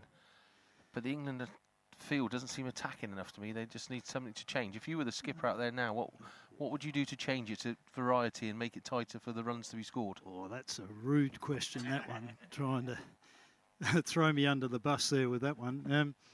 Early doors, I thought it was a bit of an un-English type field where they only had 2 out, one on square on both sides of the wicket, which, you know, traditionally we seem to find England use their full quota, 3 out in the first 15, 4 in the second, etc. And they ringed it up, and at 15 overs we were just a tad under the England score. I think we were 61 and they were 67. So the partnership here between O'Reilly and Smith is just, they've worked into it beautifully, and now they're in complete control, to be honest. So yeah, it's interesting how games can change, you know, and it sometimes just takes a couple of overs here and there, and then suddenly, as a captain, things can just get away from you, and I think that's probably what's happened with Jason today. Yeah, Smithy and O'Reilly are 128 partnership now out there and looking really comfortable. Funny enough, I said to Doug Murphy at lunch, I had a dream last night there'd be a century today. I thought it was going to be Doug Murphy, but it's hopefully it's going to be Darren Smith. He looks in good touch. Yes, well, I'm hoping it's Darren as well, and I just had a chum in next, and I said that if Smithy got to his 100, I would bring him in, and you'll be going out, Doug. And Doug never likes people to be retired. If you remember yesterday when you had him on here yesterday, he's critical of that approach that I use, but you know, it's my call, and I'm trying to make a good call for the team and the whole squad. And so yeah, it'd be nice to get Darren out there. You know, we got radar out there. Peter O'Reilly today at 3 instead of opening, and you know, he's fresh from the really sad news a couple of days ago of his mother passing back in Australia. And as we talk, he's just got bowled. So Doug will be in anyway, but he might get Glenn Pearce pretty quick as well. See on the replay here, he just skipped down the pitch, completely missed it, and it just took his off stump away. But still a good effort by Peter O'Reilly, 50 runs. Just a quick word on that, Juddy. I mean, known radar and the type of person he is, but strength of character that he's displayed over the last few days, being in and around the squad with the devastating news, as you say, the passing of his mother, just reaffirms what an absolute legend he is. Oh, completely. You know, he actually found out on the bus on the way home from our loss there at Fairburn. He got the call from the family, and his mother's been unwell for a while, and the family had got together and chatted about the possibility of the scenario that she might pass while he was away here, and what would they do. So, you know, that might have been in the back of his mind early on this tour as well. And initially he said to me, look, just keep it to yourself. I don't want the boys to treat me any differently and to sort of, you know, just upend the tour a little bit. But, you know, we had a chat again about it a day or so later, and I just said to him, I think you'll find, if you're comfortable with it, that the group would really love to know and would love to wrap their arms around you. And that's exactly what happened yesterday. He told the lads at the end of the game yesterday, and I think it's been a weight off his shoulders as well, just looking at him from afar. Yes, as I said earlier in the broadcast, our deepest sympathies and condolences to Peter O'Reilly, his family and friends at this difficult time for him. Doug Murphy, well, his fan club back down under will be delighted. They've had the laptops open for hours waiting for him to get off the mark, and he does. First ball, possibly not where he quite intended, but certainly a better result than what he got on Monday. Definitely. We've seen a boundary off the first ball before from Doug, though, haven't we? Darren has driven it past Nigel Moore. Stopped there in the field by the skipper, Jason Cornt, who keeps it down to a single. I think that fielder's in the way. Yeah, Dougie's at the Stratford eye end. Number 1 on his back as Nigel Moore comes in. He cuts that away, and again, Monty's just misfielded that and through his legs as Rush shakes his head for a. Yeah, there's been too many of those sloppy ones again. You very rarely see that in the Australian field, Peter, do we? They happen for sure, but it's probably a sign also of just the heat today, and Monty batted for quite a while as well, so you know, as we get older, the fatigue can set in, and little mistakes like that you wouldn't normally make can sometimes happen. Yeah, and you must be used to this sort of heat, you boys, coming from the old mighty down under. As Darren skips down the wicket, tries to. Yeah, we have a bit of a feeling like we heard the forecast today was 30 here, and in some ways we think the 30 here feels a bit warmer than the 30 back home. I don't know why, but that's always been my impression when I've been in England. That's what we always say when we go on those holidays, Brits, isn't it? 30 in Tenerife isn't like 30 in England. It's sticky and horrible and uncomfortable. It's a nice dry heat when you're away holidaying elsewhere. And that's maybe it, Australia with the dry heat in some of the states. Certainly the one I come from in South Australia. Yeah, that's probably how it turns out, feeling like that. So we got to the end of the 32nd over.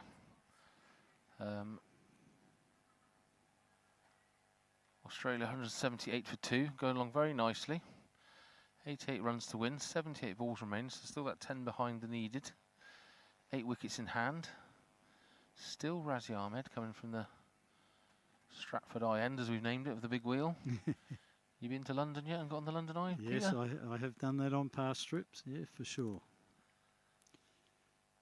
And you're heading down that way after this, aren't we, for the kind of Surrey, London-based games? Yeah, people keep saying that we're heading south, so after our little trip into Wales for a few nights, we then, well, our final base is Windsor, so...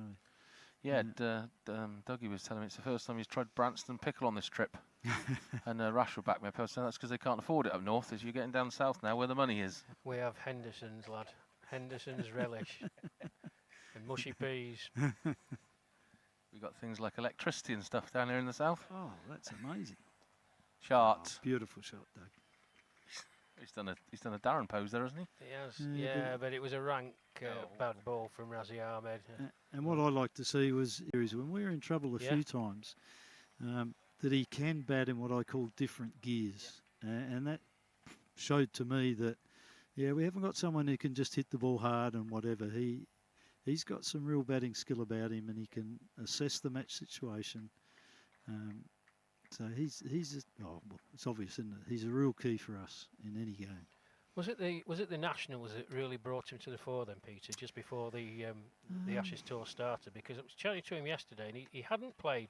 That's gone again, just off the back foot, and he crunched that through wide. But Jason Corn never even moved. I don't think he even saw it. It flew past him all the way to ground. It was just a back foot punch, but he's an immensely powerful man. Yeah, sorry, Peter. We were chatting to Doug, to Glenn yesterday, and he said he hadn't played cricket for a number of years. With his work commitments, same job as myself down there in Australia, and he was talking, and he really came to the fore because the headlines, as I was doing my research, was Glenn Pearce has done this and Glenn Pearce has done that. Yeah, I don't think he's around the seniors cricket scene in the Sydney area. So he's in one of these regions up North Coast, I think they call it. Oh, there we go. And Eric Higgins is also sort of up that way, and Eric's our sort of chairman of selectors, and he spotted him, and he just he spoke in awe of what Glenn can do. And then we played Glenn in the Nationals, South Australia, where I'm from, played New South Wales in the finals last year of the Nationals. And that's when he came out to bat, and he was batting with Darren, and Smithy did one of his suicide runs again, and poor old Glenn's hamstring couldn't quite cope with that. And so I saw a bit of him that day, but certainly on the back of Eric's endorsement. He was a real find for us. Well, he's a very, very handy man to come in, and he's on to 14 of just 3 deliveries. And with that 6 over deep backward square leg, Australia bring up the 200. 202 for 2 then, just 64 runs now required, 11 overs to go. Razi Ahmed to bowl out then. And Murphy clever shot. Picks it out into the offside, straight to Neil Brathwaite. Brings him 1. And Glenn Pearce just eyeing up that leg side.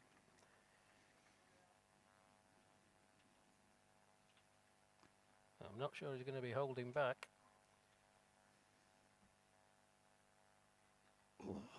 It's a big swing. Earlier I spoke about how Doug's one of these batters that can win a game off his own innings. Well, obviously Glenn's in exactly the same boat there. It's no wonder he has back spasms if he's... Goodness me. Well, and then you saw the adjusted shot. You know, he's just clever. Sat on that one, squeezed it into the leg side and took an easy one. So it's been a busy week for you, Peter. Back-to-back games are never easy, and of course in these temperatures. But you started the week on a Monday, another game on Sunday, then a trip to Wales. It's obviously going to take its toll, but you've got a good squad rotation policy. What are you looking at the Wales game? Obviously they're getting better. It's a nice shot. Misfielded at square leg by Jason Corn, allows Murphy. Rash, that's easy. The Wales game's an international, so we don't mess around in any of those. There's certainly it's an opportunity to maybe get another international into some players that may not play in many of the England internationals, but they're all here and they've been picked to play for Australia, and this is a game which counts as an international. So we'll be going as hard as we can with who we decide's available. And that's out of respect for Wales as well, and the same as when we played Scotland. We don't go up there and look down on them or treat them lightly. We play it as a proper game of cricket and respect the opposition.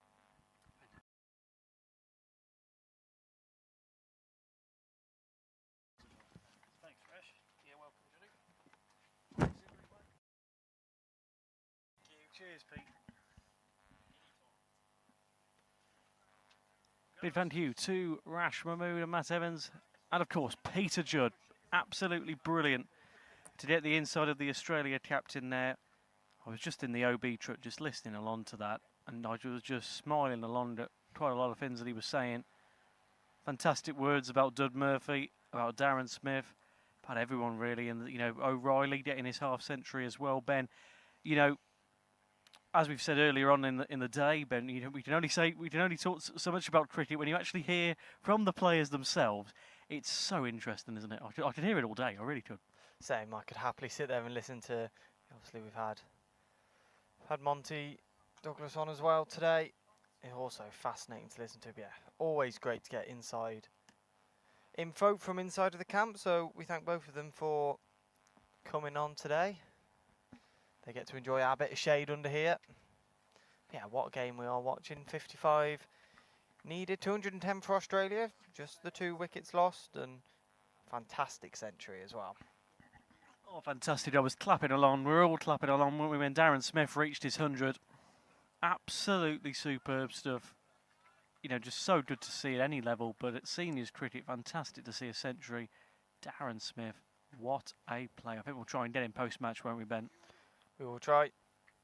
All dependent on the result, of course, because as we know, there is 55 runs still to get for Australia. 9 overs remaining.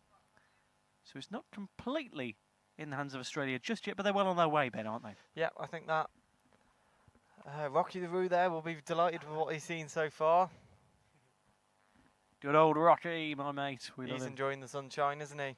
He certainly is. Might be getting a bit too hot, though, in that. Yeah. Well, he's used to it, isn't he? He loves it. Yeah, he loves it. Brilliant.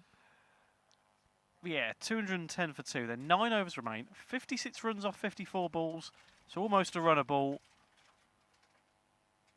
So, and of course,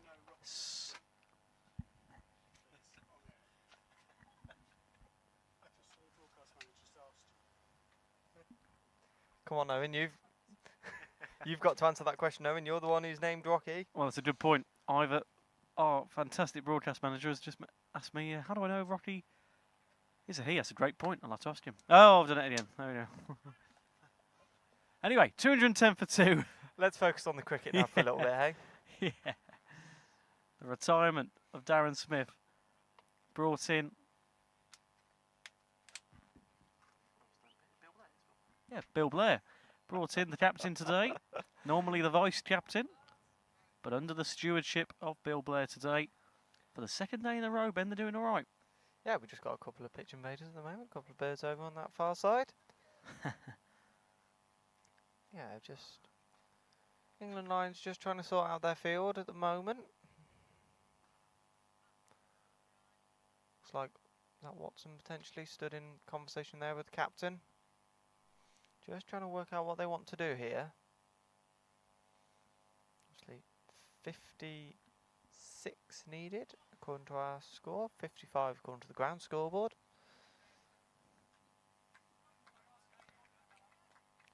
Nine overs to go then in this contest. Set up really, really nicely, isn't it, Owen? Yes, certainly, Ben.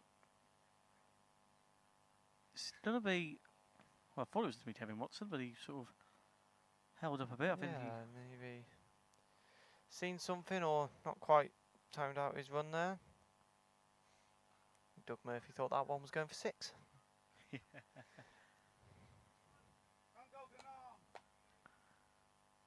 Kevin Watson then in his 7th over. Oh, they don't have another crucial run. They'll try and run out here, but they do well and claim another single. That's all they really need to do for the next 50-odd balls, is just get a single every time. But 211 then they're on now, Australia. Yep, another good quick single, but really good fielding as well. I thought that was going to be a bit close, but you know, the running between the creases has just been brilliant from the side today, and they were in safely. Another great delivery there by Kevin Watson.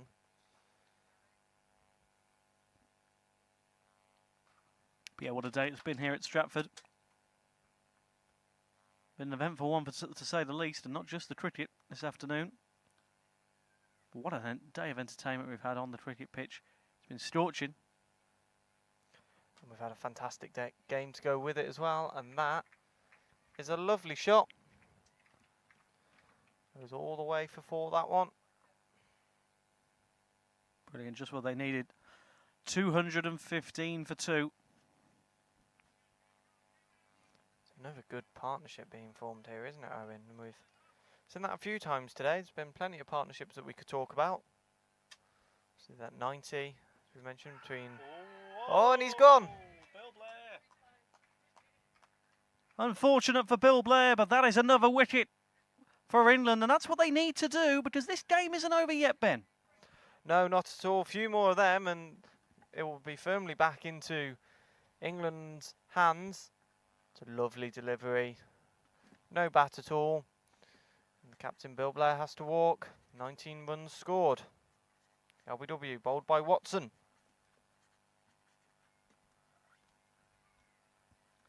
Yeah, this gets interesting now.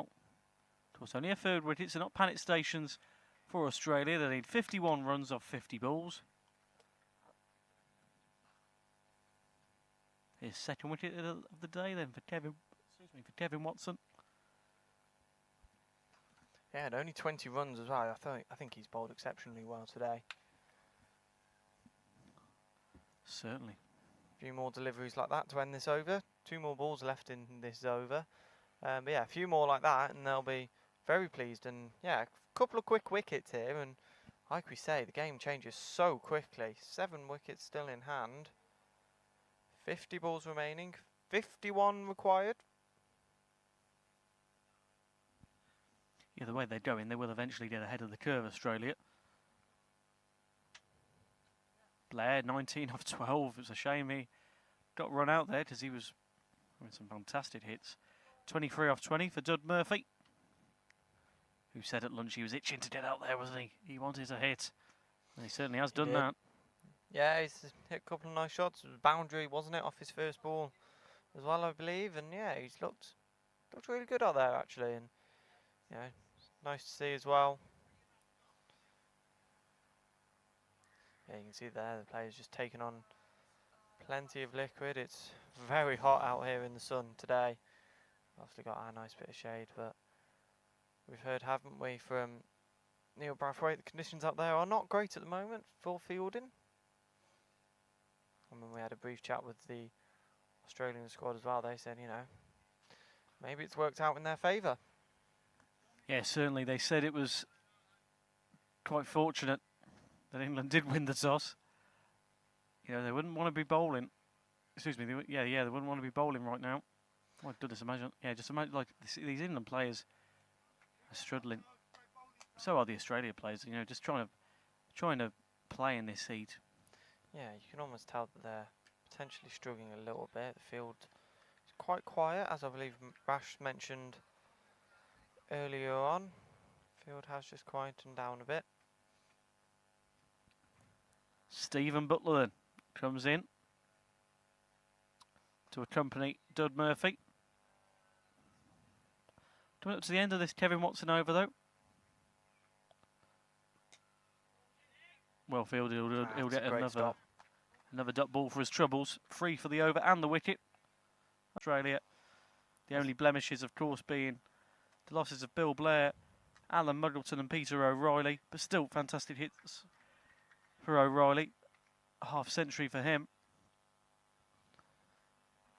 Yeah, and like we said, they've got capable batters all the way through their order. Even if they had lost a few more wickets, you know, they would have been totally fine. It is great to see, isn't it, when you can have batters all the way through. Yes, certainly.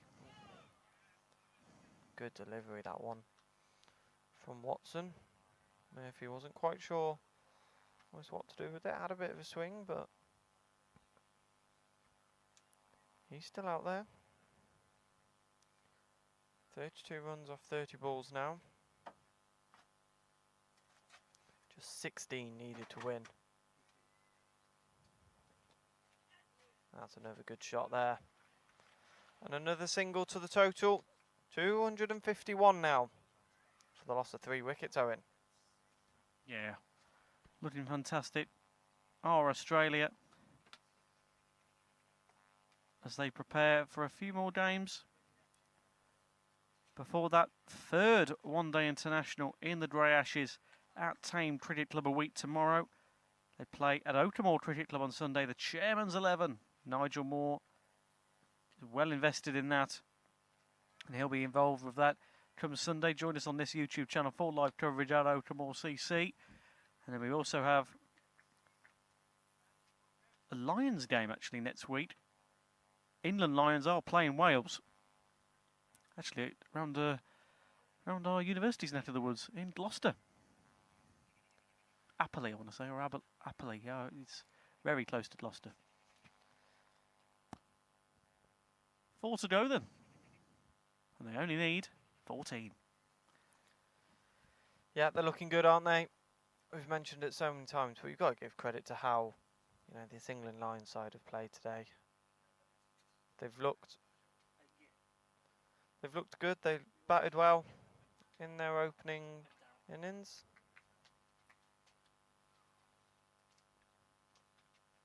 But yeah, sadly, just not enough. It looks like put on the scoreboard in the end, despite a fantastic partnership that we saw.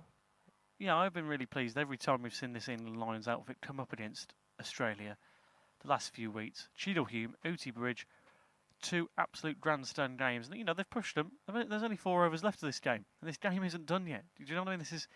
This just shows how much of a test it's been, and that's been pleasing for Peter Judge. He mentioned it while sat here at the desk. He's really relished the chance of these Lions games because they've kept them on their toes. And that's what you want to do. You don't want to rest on your laurels when you're on a trip like this yet. Oh, apologies for that, if you heard the bit of reverb. But as I was mentioning, Ben, just being able to test them keeps them on their toes, and that's the main thing. Because yes, they're world champions, but you don't want to rest on your laurels, do you? Because you want to keep on your toes testing, and this Lions side have done just that. Yeah. They certainly have, but as we saw yesterday and today, no complacency at all from either side, really. That's a good shot. Oh. Unlucky there So on this near side. But Dud Murphy gets another boundary. He moves on to 37 off 33 deliveries. 257 for 3, and they only require 9 more runs off 21 balls. Well on their way, Ben. I was just about to say, Matt, as he's coming right past us. Yeah. Almost there. Red on mines, Ben.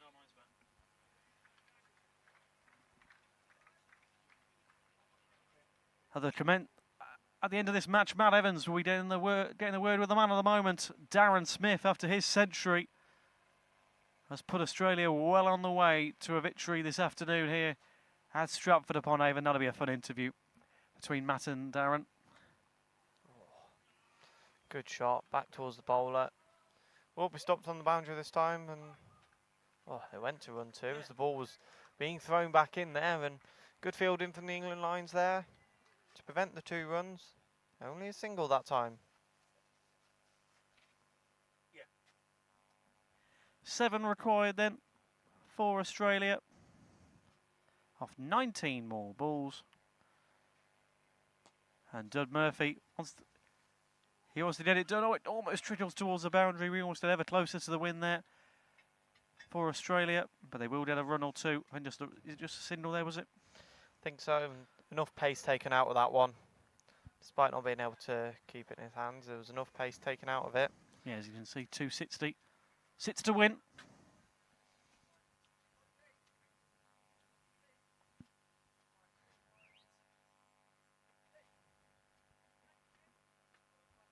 Only require 2 and over, as we only have 3 overs left. You had to think about that one then, didn't you? Did. University education, as Rush says. There we go. Well, hey, it's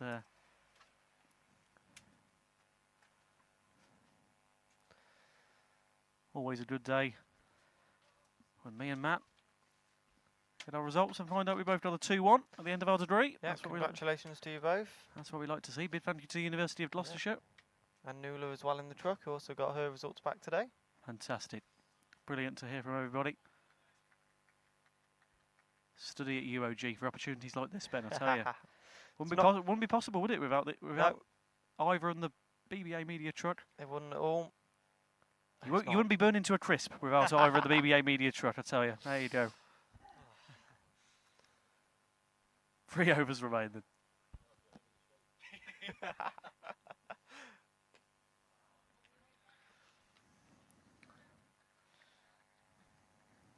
Still just 6 required to win then to reach that 266 target set.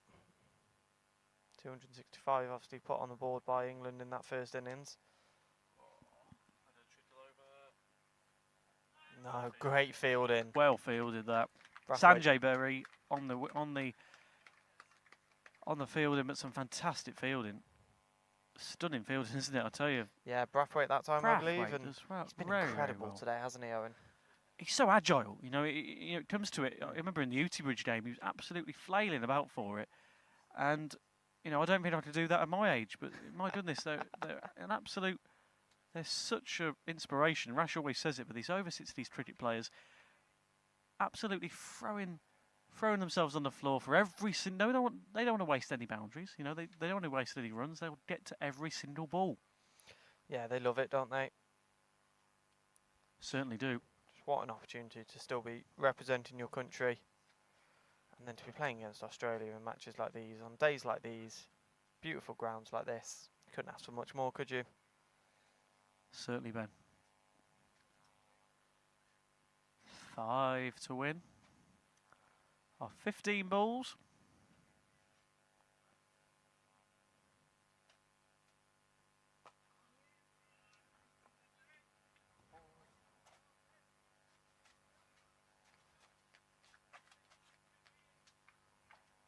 Yeah, made that 4 to win.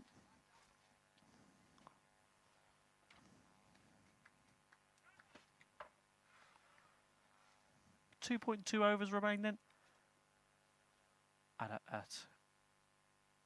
a sunny Stratford-upon-Avon Cricket Club. Home of Shakespeare, of course. You haven't managed to get many Shakespeare references in today, have you, Owen? We haven't, no. That was something that was set on us by Tony Panicasio, and we failed on that front, I'm afraid. Tony, sorry about that.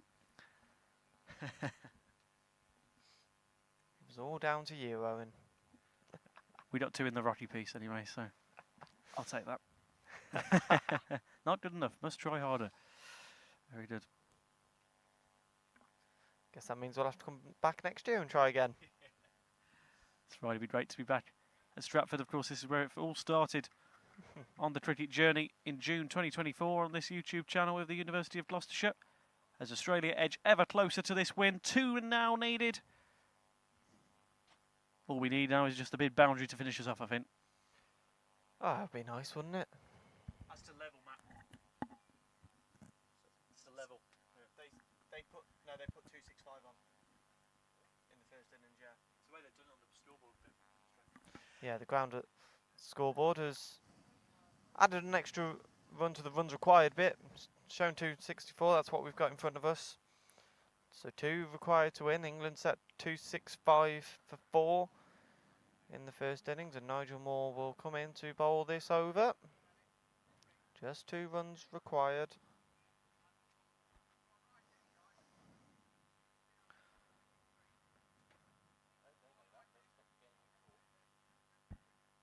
Should 2 overs? It's 2 overs left. Yeah, it's right on here, Matt. On play cricket. Oh, I see. Yeah, good point, actually. Yeah, imagine. Yeah, just in conversation with Matt. Oh. Trickles round.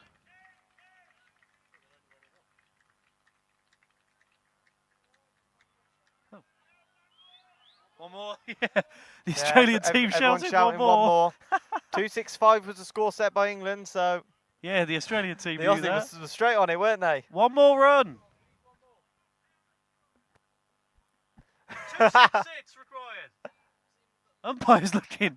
Yeah, Scoreboard's got it wrong. Yeah, they're not quite sure, so they've still got to get one more run, or I think otherwise they might have run 2 there. They all thought it was done and dusted. Nope, still one required. It's an extraordinary moment. Heat's getting to everyone, isn't it, as we keep saying? Yeah. So they could have actually ended that in a draw and then not knew. That's extraordinary. Yeah, they could have. That's incredible.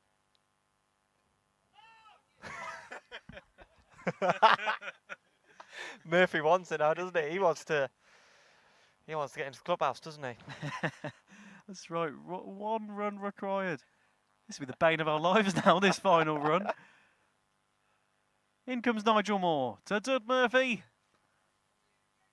And there you go. A 4 to finish. And that's a clean sweep for Australia. And that's 269 for free. And after that, almost confusion and almost a forced draw there in the end.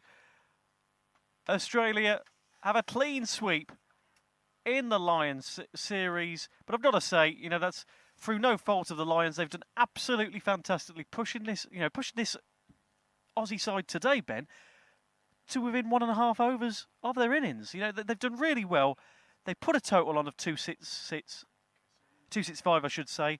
And I've got to say, they've done really well. They've made such a good account of themselves. Ed Gordon-Lentz, we're watching on from this and see he's got some great players to choose from. Bit of a selection headache for him. Yeah, he really does have some cracking players in this England Lions side, obviously. Not the result that they wanted, but they did push, like you say, Australia all the way to the limit there today. It was so close, really difficult to call until really those final couple of overs. That's where those runs come in handy, though, isn't it? Because they could have been really chasing this with 2 overs to go, Ben. They could have been still needing 10, 15 runs, and that's where you get a bit of a jeopardy, isn't it? But they've kept it going right to the last, and with 9 balls remaining, they have a fantastic win on the board. Do stay with us as Matt Evans will be joined by the man on the moment, Darren Smith, after his century. That'll be momentarily. We'll see after the handshake. I'm sure Matt Evans will be joined by Darren to get an insight into Australia's win. Still only 1 defeat then for Australia on the tour of the United Kingdom. Next up for them is the Chairman's 11 at Oakamore on Sunday. Have you got a few stats for us, Ben, while we wait? I'm trying to, but I can't find the mouse on the computer. Oh, I've done something. There we go. I had it briefly. There we go. Here we go. Get a few stats for you, Statman Ben. We're gonna try anyway. We've got the scorecard in front of us.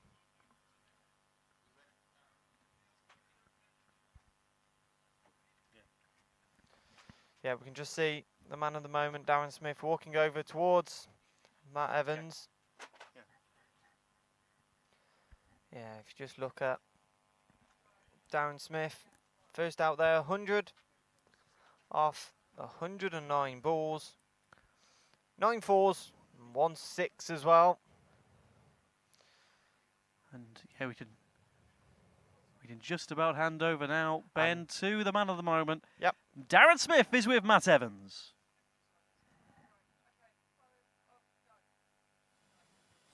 Okay, you join me here. The match has just finished. Australia victorious, and I'm with man of the moment. Definitely man of the match.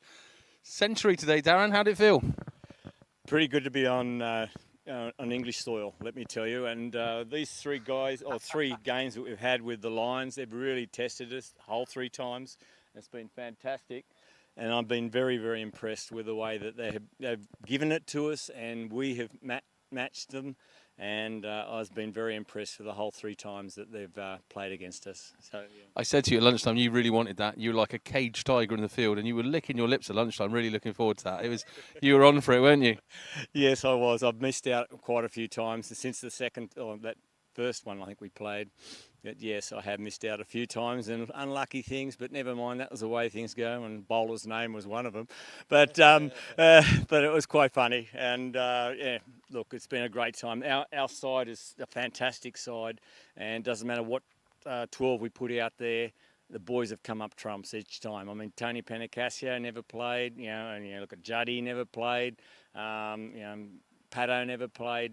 It's a pretty good side for that, so they've done very well. I'm very impressed. Does that century make up for missing out on that cracking wicket yesterday? Yeah, it does a bit. But I still would have loved to be able to do on that one.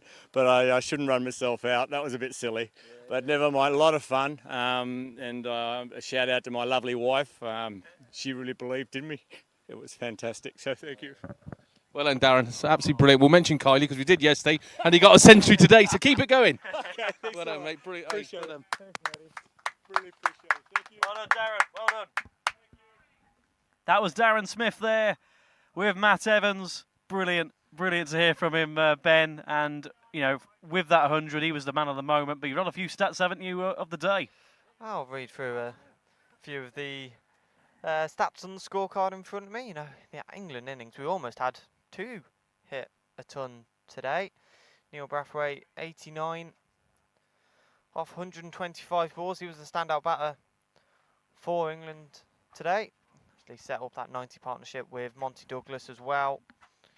And for Australia, obviously, the man of the moment, Darren Smith, 100 off 109. And then a half century as well for Peter O'Reilly. Fantastic batting on display here today, Owen. Yeah, really good day all round.